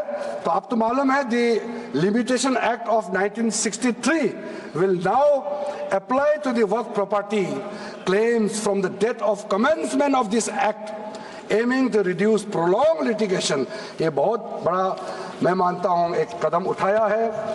और जो सेक्शन 40 सबसे ड्रैकोनियन प्रोविजन इस एक्ट में था, तो सेक्शन 40 था। सेक्शन 40 के तहत वक्फ बोर्ड, आप लोग बार बार कहते ना ये ऐसा नहीं है, ऐसा ही है। सेक्शन 40 में किसी भी जमीन को आप वक्फ प्रॉपर्टी डिक्लेयर कर देता था, वो प्रॉपर्टी को हमने हटा दिया है। वो कोई भी जमीन को वक्फ प्रॉपर्टी डिक्लेयर करके फिर किसी गरीब के लिए नहीं करना है। वो लोग, कुछ लोग, चंद लोग अपने के लिए, अपने फायदा के लिए इस्तेमाल करते हैं। ओवैसी मैं तो नाम नहीं लूंगा, लेकिन सर ये प्रावधान को इतना मिसयूज हुआ, इसलिए तो इतना लाखों प्रॉपर्टी का संख्या बढ़ गई। अब किसी प्रॉपर्टी को कैसे आप क्लेम कर सकते हैं? इसलिए इस सेक्शन 40 की वजह से, अध्यक्ष महोदय जी, इस सेक्शन 40 की वजह से कई मुद्दे इस देश में आया है। आज पूरा हमारा देश का क्रिश्चियन कम्युनिटी, जो कैथोलिक चर्च काउंसिल के लोग, भारत चर्च ग्रुप के लोग, केरला में हो या देश भर में, आज पुकार के क्यों कह रहा है कि वक्त संशोधन बिल जल्दी पारित होना चाहिए। वो इसलिए कि सेक्शन 40 का मिसयूज होता था।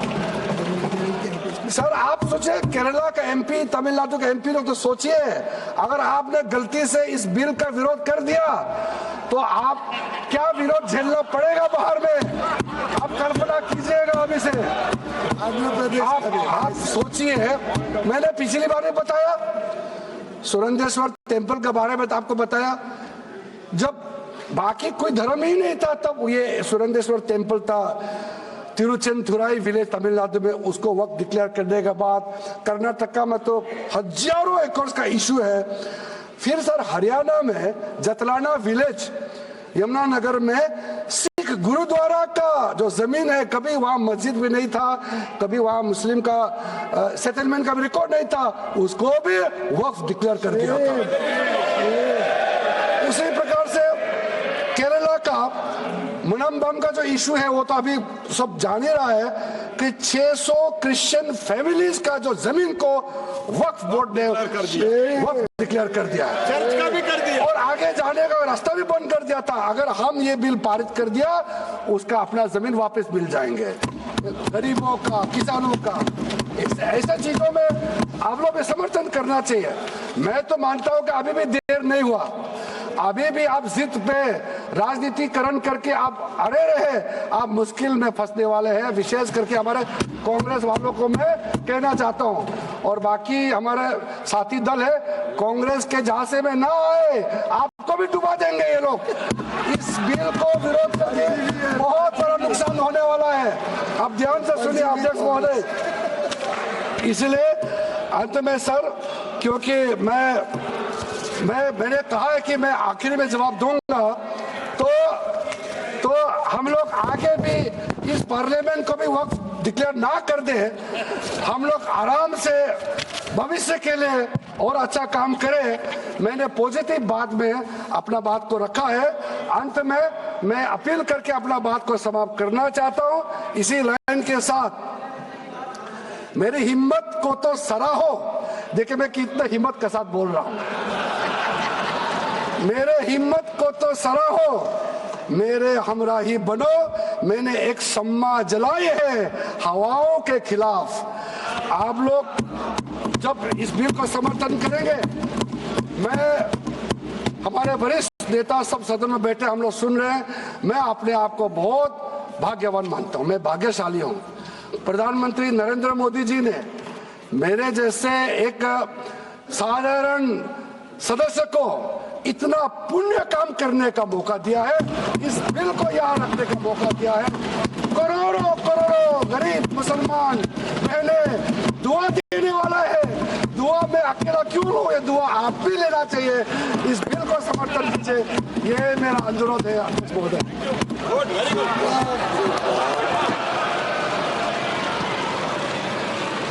श्री गौरव गोगोई।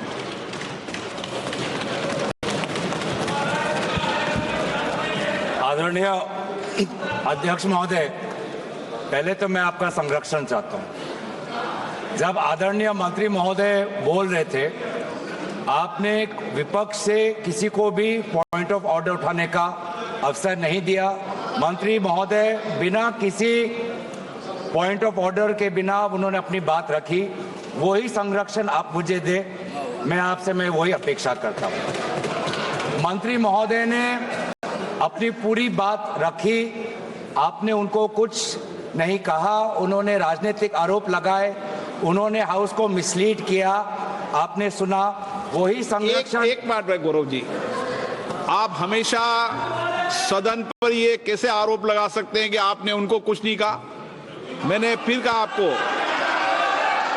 इस सदन में, प्लीज बैठिए, इस सदन में संसदीय व्यवस्था के अनुसार सबको समय आवंटित होता है। आवंटित दल का माननीय सदस्य अपनी बात रख सकता है। जब मैंने व्यवस्था दे दी कि कोई माननीय सदस्य बोलेगा, उसके बीच में आज शून्यकाल पॉइंट ऑफ ऑर्डर नहीं दिया जाएगा तो नहीं दिया जाएगा। माननीय गौरव गोगोई। अध्यक्ष देखिए, शुरू हो गया सर, आप दे रहे अनुमति, आप अनुमति दे रहे हैं सर। आपने हमें अनुमति दी, आपने अनुमति दी हमें। एक मिनट बैठिए। हमारे सर इन्होंने हम शांति से सुनेंगे। अरे सुनो ना, ये अपना भाषण देने से पहले इन्होंने मिसलीड किया बोला। आप सर ये कोई तरीका सर। एक मिनट बैठिए। माननीय मंत्री जी, नहीं एक मिनट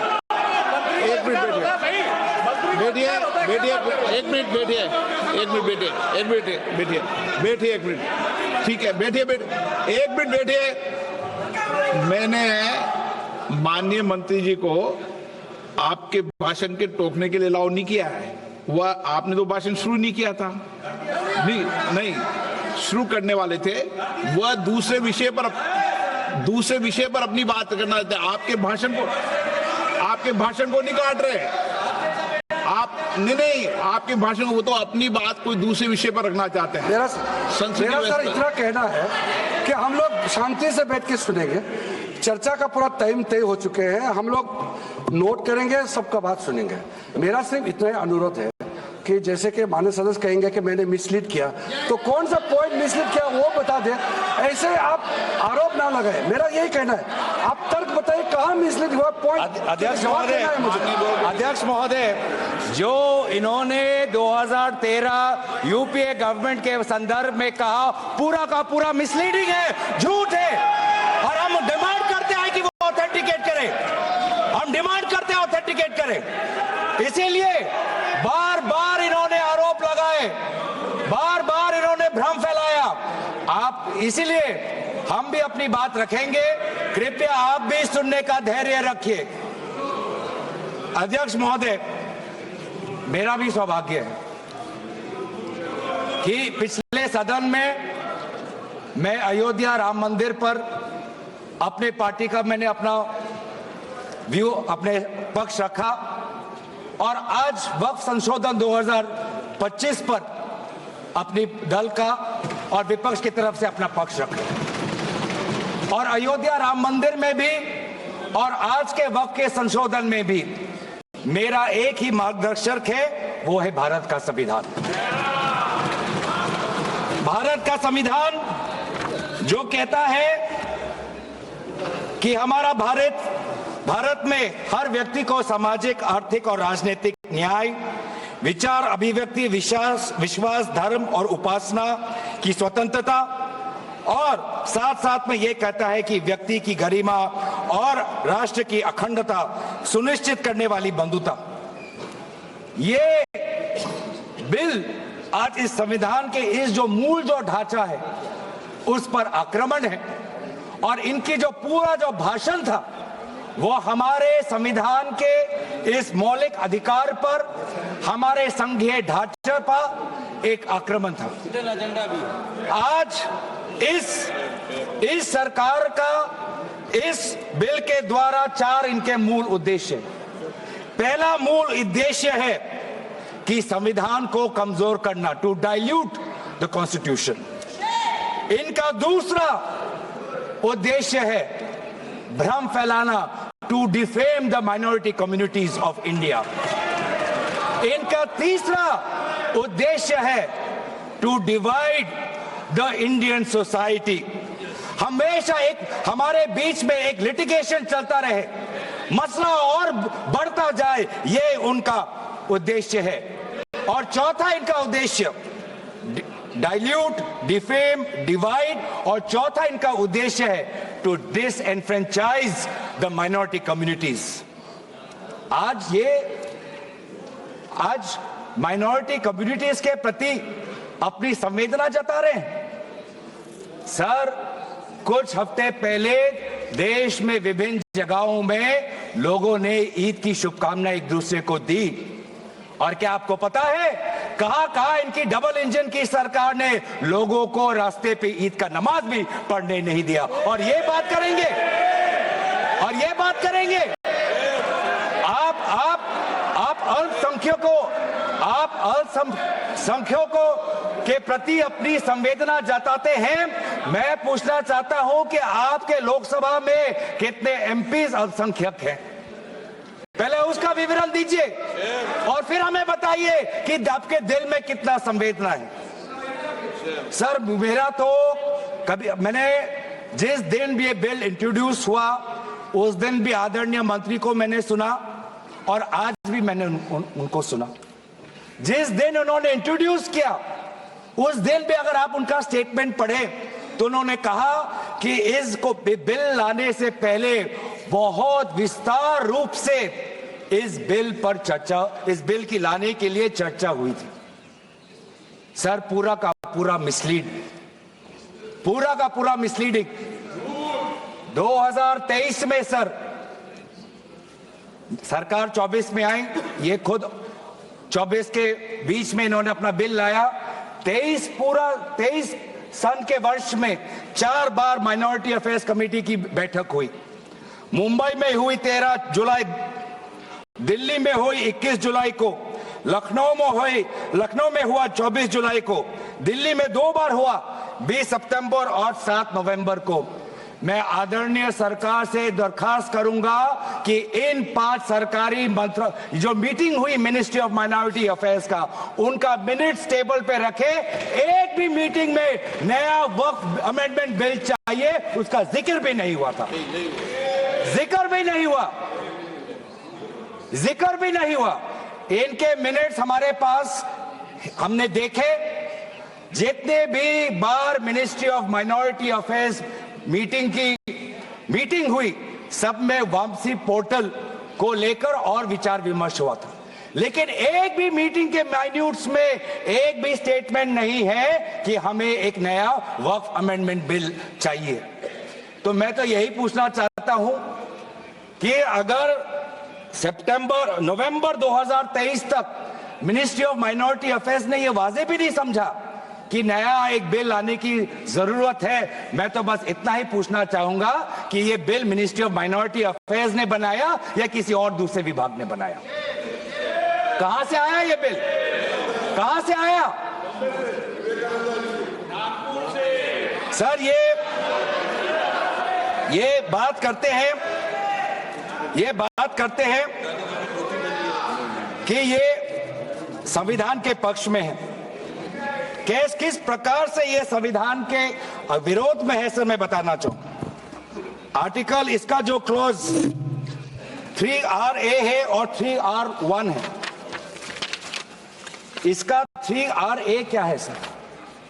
3RA ये कहता है एनी पर्सन शोइंग और demonstrating that he is practising Islam. देखिए सर, आज देश में अल्पसंख्यकों की ऐसी दशा हो गई कि आज सरकार को अपना धर्म का सर्टिफिकेट देना पड़ेगा। कितने दुख की बात है कि भारत नहीं है, क्या बात कर रहे हैं, हिंदू थोड़ी है। भारत एक सनातन धर्म का एक देश, 7000 पुराना, उससे भी पुराना ये देश, जिसमें हर धर्म और हर संस्कृति, हर परंपरा को हम सम्मान करते हैं। आज सरकार को ये हमें सर्टिफिकेट देना पड़ेगा कि हम किस धर्म को हम विश्वास रखते हैं। क्या ये दूसरे धर्मों से इस प्रकार का सर्टिफिकेट मांगेंगे कि आपका 5 साल हुआ या नहीं हुआ? ये सिर्फ इसी बिल में क्यों? ये संविधान के विरोध में नहीं है? ये आर्टिकल 26 के विरोध में नहीं है? सरकार क्यों धर्म के इस मामले में दखलंदाजी कर रही है कि आप इस धर्म का आप विश्वास करते हो कि नहीं हो, उसका पहले मुझे सर्टिफिकेट दो? ये किस प्रकार का न्याय बना रहे हैं? ये किस प्रकार का कानून हम बना रहे हैं? 3R1 क्या कहता है सर? इनका 3R1 जो आज इन्होंने हटा ही दिया है,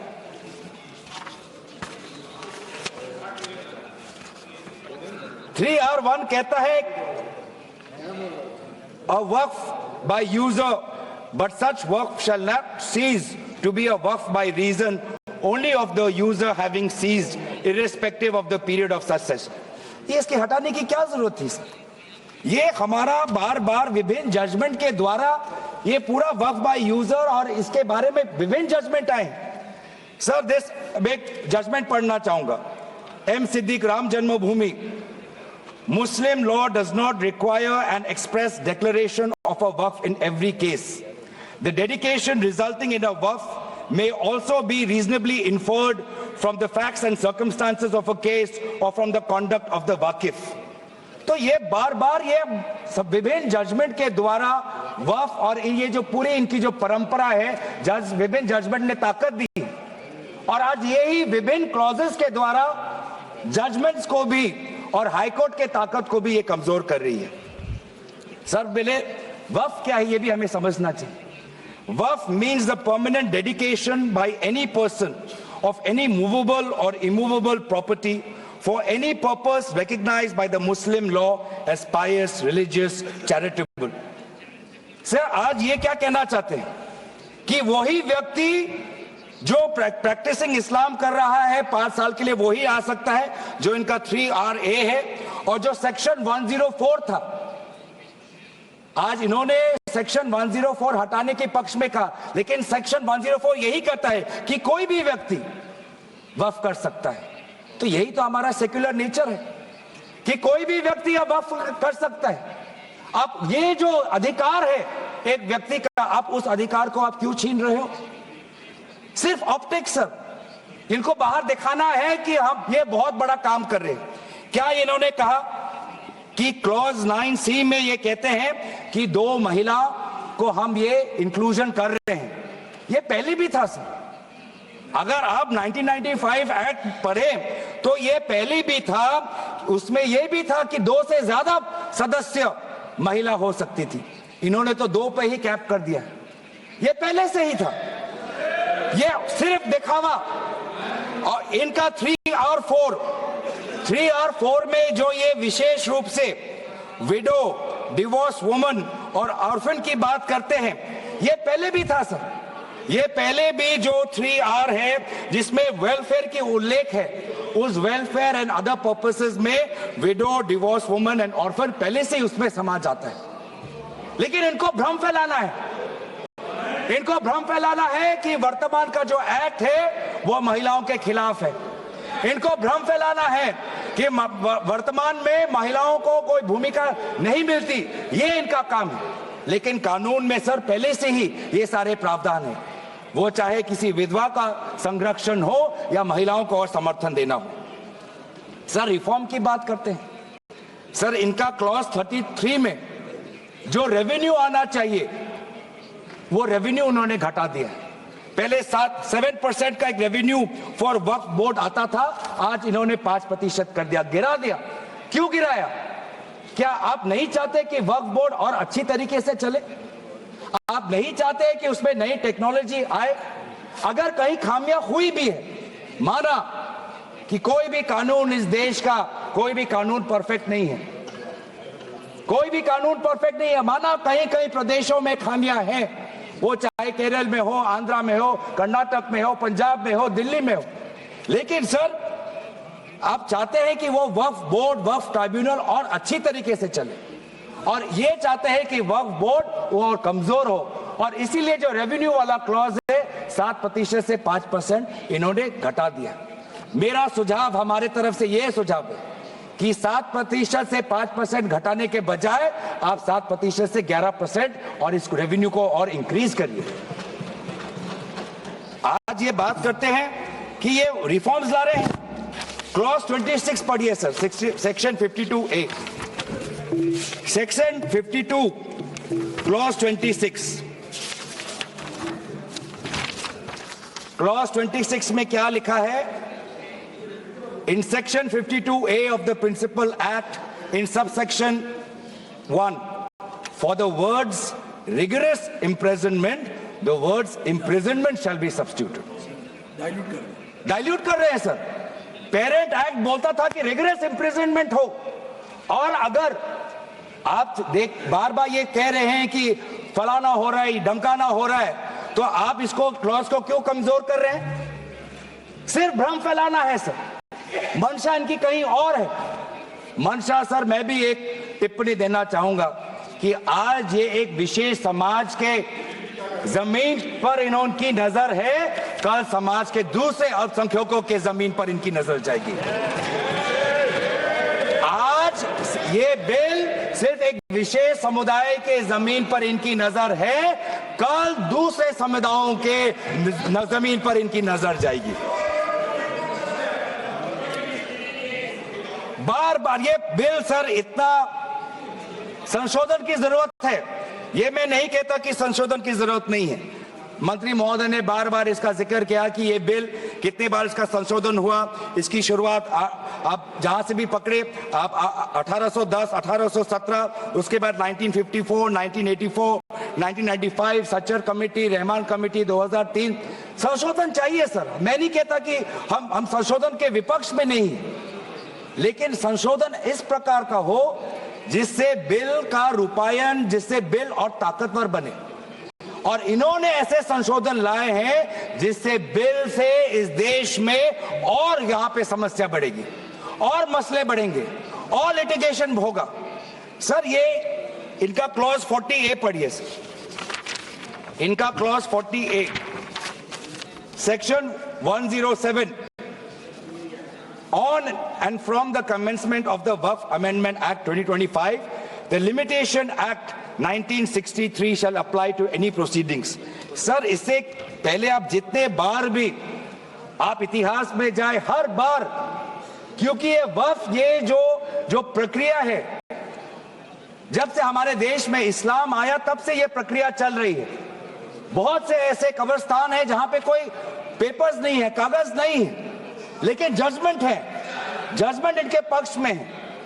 और आज बार बार हमने कहा है कि लिमिटेशन एक्ट इसको बढ़ाया जाए, क्योंकि ये प्रैक्टिकल एक समस्या है। लेकिन आज ये नहीं चाहते। क्यों? क्योंकि ये चाहते हैं कि अलग अलग देश के अलग अलग कोने में यहां केस लगे, वहां केस लगे, यहां केस लगे। तो जो भी हमारे यहां पे एक भाईचारा का एक वातावरण है, उस भाईचारे के वातावरण को ये तोड़ना चाहते हैं। ये इनके राजनीतिक उद्देश्य है। सर ये बात करते हैं कि किस तरीके से ये इन्होंने बोर्ड का डाइल्यूशन किया है। क्लॉज 44, क्लॉज 44 कहता है कि जो सेक्शन 110 है वो पूरी तरीके से हटा दिया है। सेक्शन 110 क्या है? Section 110 sir, powers to make regulations by the board, ये पूरा हटाना चाहते हैं। उसमें क्या लिखा है पेरेंट एक्ट में? द बोर्ड में with the previous sanction of the state government, मतलब राज्य सरकार की अनुमति के द्वारा बोर्ड कुछ नियम बना सकते हैं। इन्होंने पूरा वो हटाना की कोशिश कर रहे, क्लॉजेस F और G ये हटाने की कोशिश कर रहे, राज्य सरकार की पावर्स या ये कम करने की कोशिश कर रहे। आप क्लॉज 43 पढ़िए, इसका सेक्शन 109 जिसमें क्लॉज 1A और क्लॉज 4 ओमिट करता है। सेक्शन 109 क्या है? सेक्शन 109 है power to make rules, the power of the state government to make rules. इसमें भी आप ये कटौती लाने की कोशिश कर रहे हैं। क्लॉज 1A, क्लॉज 1A क्या कहता है? Other particulars which the report of the survey commissioner में कंटेन अंडर क्लॉज F। इसमें स्टेट गवर्नमेंट सर्वे कमिश्नर के पक्ष में कुछ नियम बना सकता है, वो पावर आप हटा रहे हैं। Clause 4, the manner of election of members of the board by means of a single vote, आप ये हटा रहे हैं। इलेक्शन की प्रक्रिया आप हटाना चाहते हैं और आप रिफॉर्म की बात करते हैं। सर आप ये देखिए 83(9), आज बार बार ये एक भ्रम फैलाया जा रहा है कि हाईकोर्ट का कोई भूमिका नहीं है। एक भ्रम फैलाया जा रहा है कि जो वक्फ का जो ये एक ट्राइब्यूनल का जो ऑर्डर आता है वही है, उसके बाद हाईकोर्ट पावरलेस है। ऐसी बात नहीं है। आप पेरेंट एक्ट पढ़िए, आप पेरेंट एक्ट में अगर सेक्शन 83 पढ़ेंगे, पेरेंट एक्ट में सेक्शन 83(9), उसके बाद क्या लिखा गया है? provided that a high court may on its own motion or on the application of the board or any person aggrieved call for and examine the records relating to any dispute and may confirm or reverse the decision। ये power high court में parent act में है ही 2013 के संशोधन के बाद। तो क्यों बार बार आप ऐसा एक भ्रम फैला रहे हैं कि हाई कोर्ट का कोई रोल नहीं है? अगर कहीं अन्याय हुआ है, अगर कहीं अन्याय हुआ है, चाहे दक्षिण में हो, उत्तर में हो, तो पूर्वांचल में हो, पश्चिम में हो, तो सेंट्रल गवर्नमेंट के पास वो पावर्स हैं। सेंट्रल गवर्नमेंट के पास under section 97 of the parent act आपके पास पावर है कि कहीं अगर नाइंसाफी हो तो वो आपके पास सेक्शन 97 के द्वारा आप स्टेट बोर्ड को आप डायरेक्शन दे सकते हो। मैं पढ़ूं ना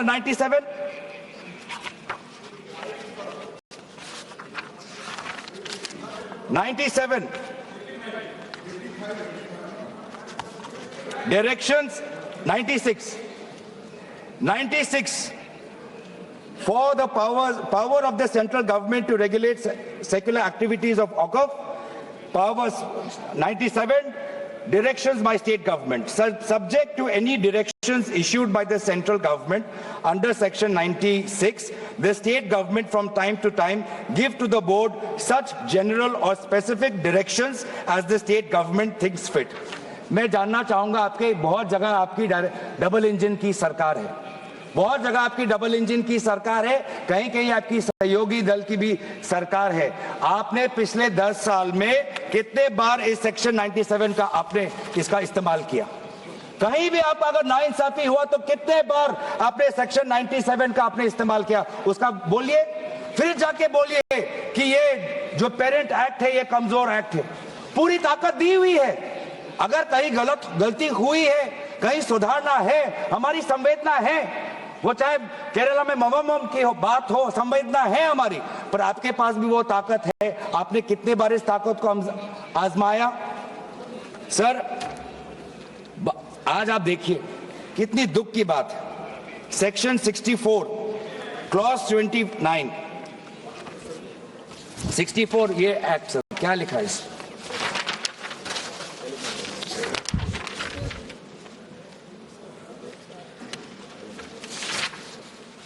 इसमें क्या लिखा है? न्यू एक्ट में section clause number 29L, clause number 29L में लिखा है कि अगर is a member of any association which has been declared unlawful under the Unlawful Activities Prevention Act 1967, यूआपा आपने लाए, ठीक है, आप कहीं रिग्रेस प्रेजेंटमेंट को उसको सिंप्लीफाई करके प्रेजेंटमेंट लाना चाहते हैं और कहीं आप यूआपा का संशोधन लाना चाहते हैं, आपका हक है। आप बस हमें इतना बताएं कि और कौन से स्टेट बोर्ड या और कौन से धार्मिक बोर्ड में आपने ये यूआपा का प्रोविजन आप लाने वाले हैं, या सिर्फ ये इसी बिल में है, या सिर्फ इसी बिल में है या दूसरे में भी जो चैरिटेबल एक्ट्स हैं विभिन्न धर्मों के, विभिन्न स्टेट्स के, क्या उसमें भी यूआपा एक्ट आएगा या सिर्फ इसमें? क्या संदेश देना चाहते हैं? किस कौम को आप भ्रमित करना चाहते हैं? बार बार उस कौम को जिसने भारत की स्वतंत्रता की लड़ाई लड़ी है, उस कौम को जिसने 1857 में उन्होंने मंगल पांडे के साथ उन्होंने अपनी शहादत दी, आप उस कौम पर आप दाग लगाना चाहते हैं जिसमें लगभग 2 लाख उलेमा शहीद हुए, आप उस कौम पर दाग लगाना चाहते हैं जिन्होंने भारत छोड़ो आंदोलन में हमारा साथ दिया, आप उस कौम पर आप दाग लगाना चाहते हैं जिन्होंने 6 अप्रैल 1930 में दांडी मार्च का सपोर्ट किया, आप उस कौम पर आप दाग लगाना चाहते हैं जिन्होंने 1926 में ब्रिटिश के डिवाइड एंड रूल को खंडन किया, आप उस कौम पर आप दाग लगाना चाहते हैं जिन्होंने मौलाना हुसैन अहमद मदानी ने 1924 में कंप्लीट इंडिपेंडेंस की मांग की।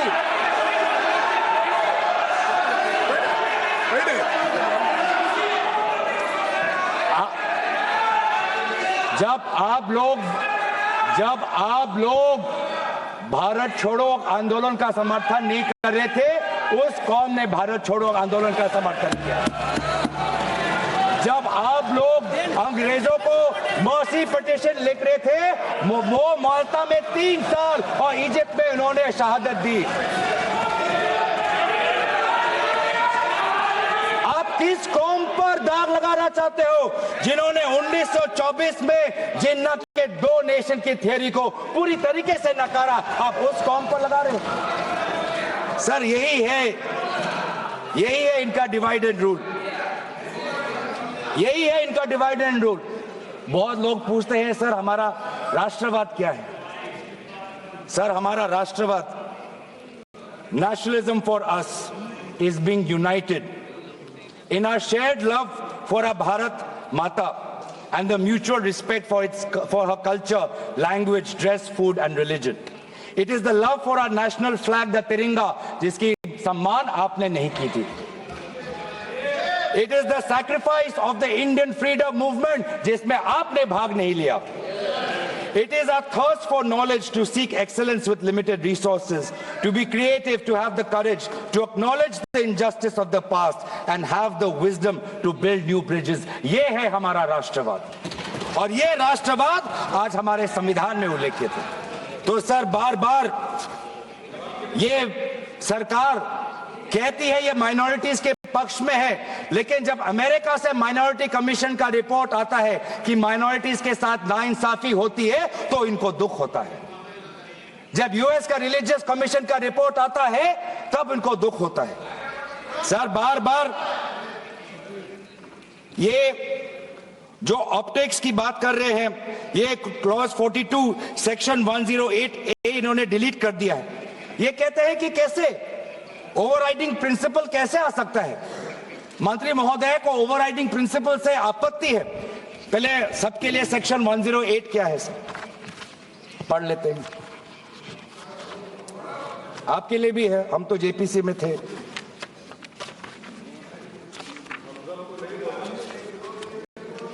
और सर जेपीसी में भी सर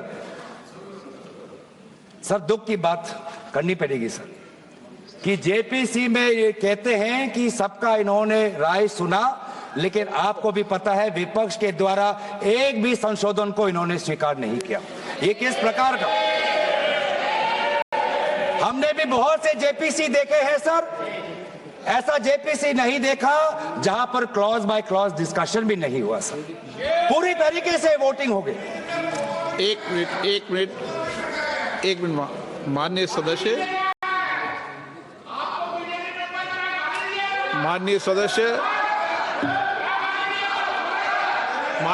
इतना ध्यान रखें कि जेपीसी भी संसद का भाग होती है, इसलिए उसका भी ध्यान रखें। सर इन्होंने जेपीसी की बात की, अगर इन्होंने ये नहीं करते कि जेपीसी में बहुत विस्तार रूप से चर्चा हुआ तो मैं भी नहीं करता। इन्होंने उल्लेख किया इसलिए मैं करना चाहता हूं। इन्होंने उल्लेख किया कि बहुत से लोग आए जेपीसी में, सर ऐसे भी लोग आए जिनको वक्फ को लेकर उनका कोई जानकारी भी नहीं थी, कोई जानकारी नहीं थी सर, ऐसे भी आए सर। जेपीसी के मुद्दे हम बार बार हमने स्पीकर को चिट्ठी के द्वारा अवगत किया है, इसलिए हम उठा रहे हैं सर। इसमें 108A ये हटाना चाहते हैं जिसमें power to have overriding effect, लेकिन ये जो प्रिंसिपल है ओवरराइडिंग का सर, ये आज भी विभिन्न स्टेट एक्ट्स में ये है। तेलंगाना के एक्ट में आज भी ओवरराइडिंग प्रिंसिपल है, तमिलनाडु के एक्ट में आज भी ये ओवरराइडिंग प्रिंसिपल है, आज भी आरटीआई एक्ट में, इंफॉर्मेशन टेक्नोलॉजी एक्ट में 2000 में, नालसा जैसे यूनिवर्सिटी में ये ओवरराइडिंग प्रिंसिपल है। तो इसीलिए आपको सिर्फ यहां पर आपको ओवरराइडिंग प्रिंसिपल से आपको मुश्किल है, लेकिन जो दूसरे एक्ट्स में जो ओवरराइडिंग प्रिंसिपल है सेक्शन 108A के द्वारा सिमिलर प्रोविजंस है, उसमें आपको तकलीफ नहीं है। सर मैं भी अपने जैसे इन्होंने हमारे कुछ दोस्तों को सलाह दी, मैं भी इनके कुछ दोस्तों को सलाह देना चाहता हूं। सर क्लॉज 40A सेक्शन 107 जो लिमिटेशन एक्ट जो हटाया गया है सर, आंध्र प्रदेश के एक्ट में ये लिमिटेशन एक्ट ऐसा ही एक लॉ है जैसे पेरेंट एक्ट में है। तो मैं भी इनके आंध्र प्रदेश के सदस्यों को मैं कहना चाहता हूं कि जो प्रोविजन आपके आंध्र प्रदेश के एक्ट में है, आज वैसे प्रोविजन ये सरकार हटाने वाली है। आपको भी बाद में आंध्र प्रदेश में अपनी जनता को उत्तर देना पड़ेगा। तेलंगाना और तमिलनाडु में हमने बात रखी है सर, तो मैं बार बार मैं कहना चाहूंगा सर, हमें संशोधन से कोई हमें परे नहीं है, लेकिन संशोधन ऐसा हो जो हमें मदद करे। आज डिजिटाइजेशन की बात करते हैं, आज से 15 वर्ष पहले वामिस एक डिजिटल पोर्टल हमने खोल दिया है। अब ये देखिए सर सरकार की कैसी ये इनकी काम है। डिजिटाइजेशन फिलहाल अभी चल रहा है, डिजिटाइजेशन हो रहा है, पर माना कि डिजिटाइजेशन वामिस में कुछ खामियां हैं, उसको वामसी में, तो आप उसको ठीक करिए। आप 10 साल से क्या कर रहे थे? आप 10 साल से आप हमसे क्यों ठीक नहीं कर पा रहे? आप वो काम तो नहीं कर पा रहे, अब आप एक दूसरा नियम बना रहे हैं कि दोबारा आप एक नए पोर्टल पे अपने रिकॉर्ड्स आप अपलोड करिए। सर कितने बार हम इस सरकार को अपना कागज दिखाएं? वामसी का अगर इनका काम अधूरा है तो उसको ये काम संपूर्ण करे। अब लेकिन नहीं, इनका काम उद्देश्य यही है कि देश में मसला और बढ़े, और इसलिए आज इस बिल के विरोध में है। ये बिल हमारे देश की अखंडता, ये बिल हमारे संवैधानिक मूल्य, ये देश हमारे अल्पसंख्यकों की सम्मान, ये देश हमारे अमन, शांति और सदन और जेपीसी में जिस प्रकार से विचार होना चाहिए था उस सब के विरोध में है। और इसलिए आज पूरा इंडिया अलायंस आज इस बिल के विपक्ष में खड़ा हुआ है। और यही बात कहते हुए मैं अपनी वाणी को समाप्त देता हूं। धन्यवाद, शुक्रिया। श्री रविशंकर प्रसाद।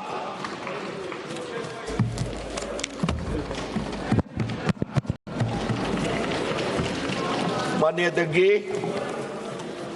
मैं बहुत कृतज्ञ हूं कि मुझे इस महत्वपूर्ण बिल पर बोलने का अवसर दिया गया है। सर, मैं विपक्ष की बात सुन रहा था, मुझे उनके तर्क को समझने में थोड़ी कठिनाई हो रही है। वक्फ बिल में संशोधन होना चाहिए लेकिन नहीं भी होना चाहिए, ये दोनों तर्क कैसे चलेगा? सबसे पहले बात थोड़ा संविधान की कर लेते हैं। आजकल लाल किताब बहुत घूमती है, जब भी कोई विषय होता है संविधान की लाल किताब दिखाते हैं। सर, हम संविधान की हरी किताब लेकर के आए हैं जो संसद में रखी हुई है, तो मैं इसी को दिखाऊंगा आज। सर, भारत के संविधान के मौलिक अधिकार में धारा 15 है। धारा 15 में लिखा हुआ है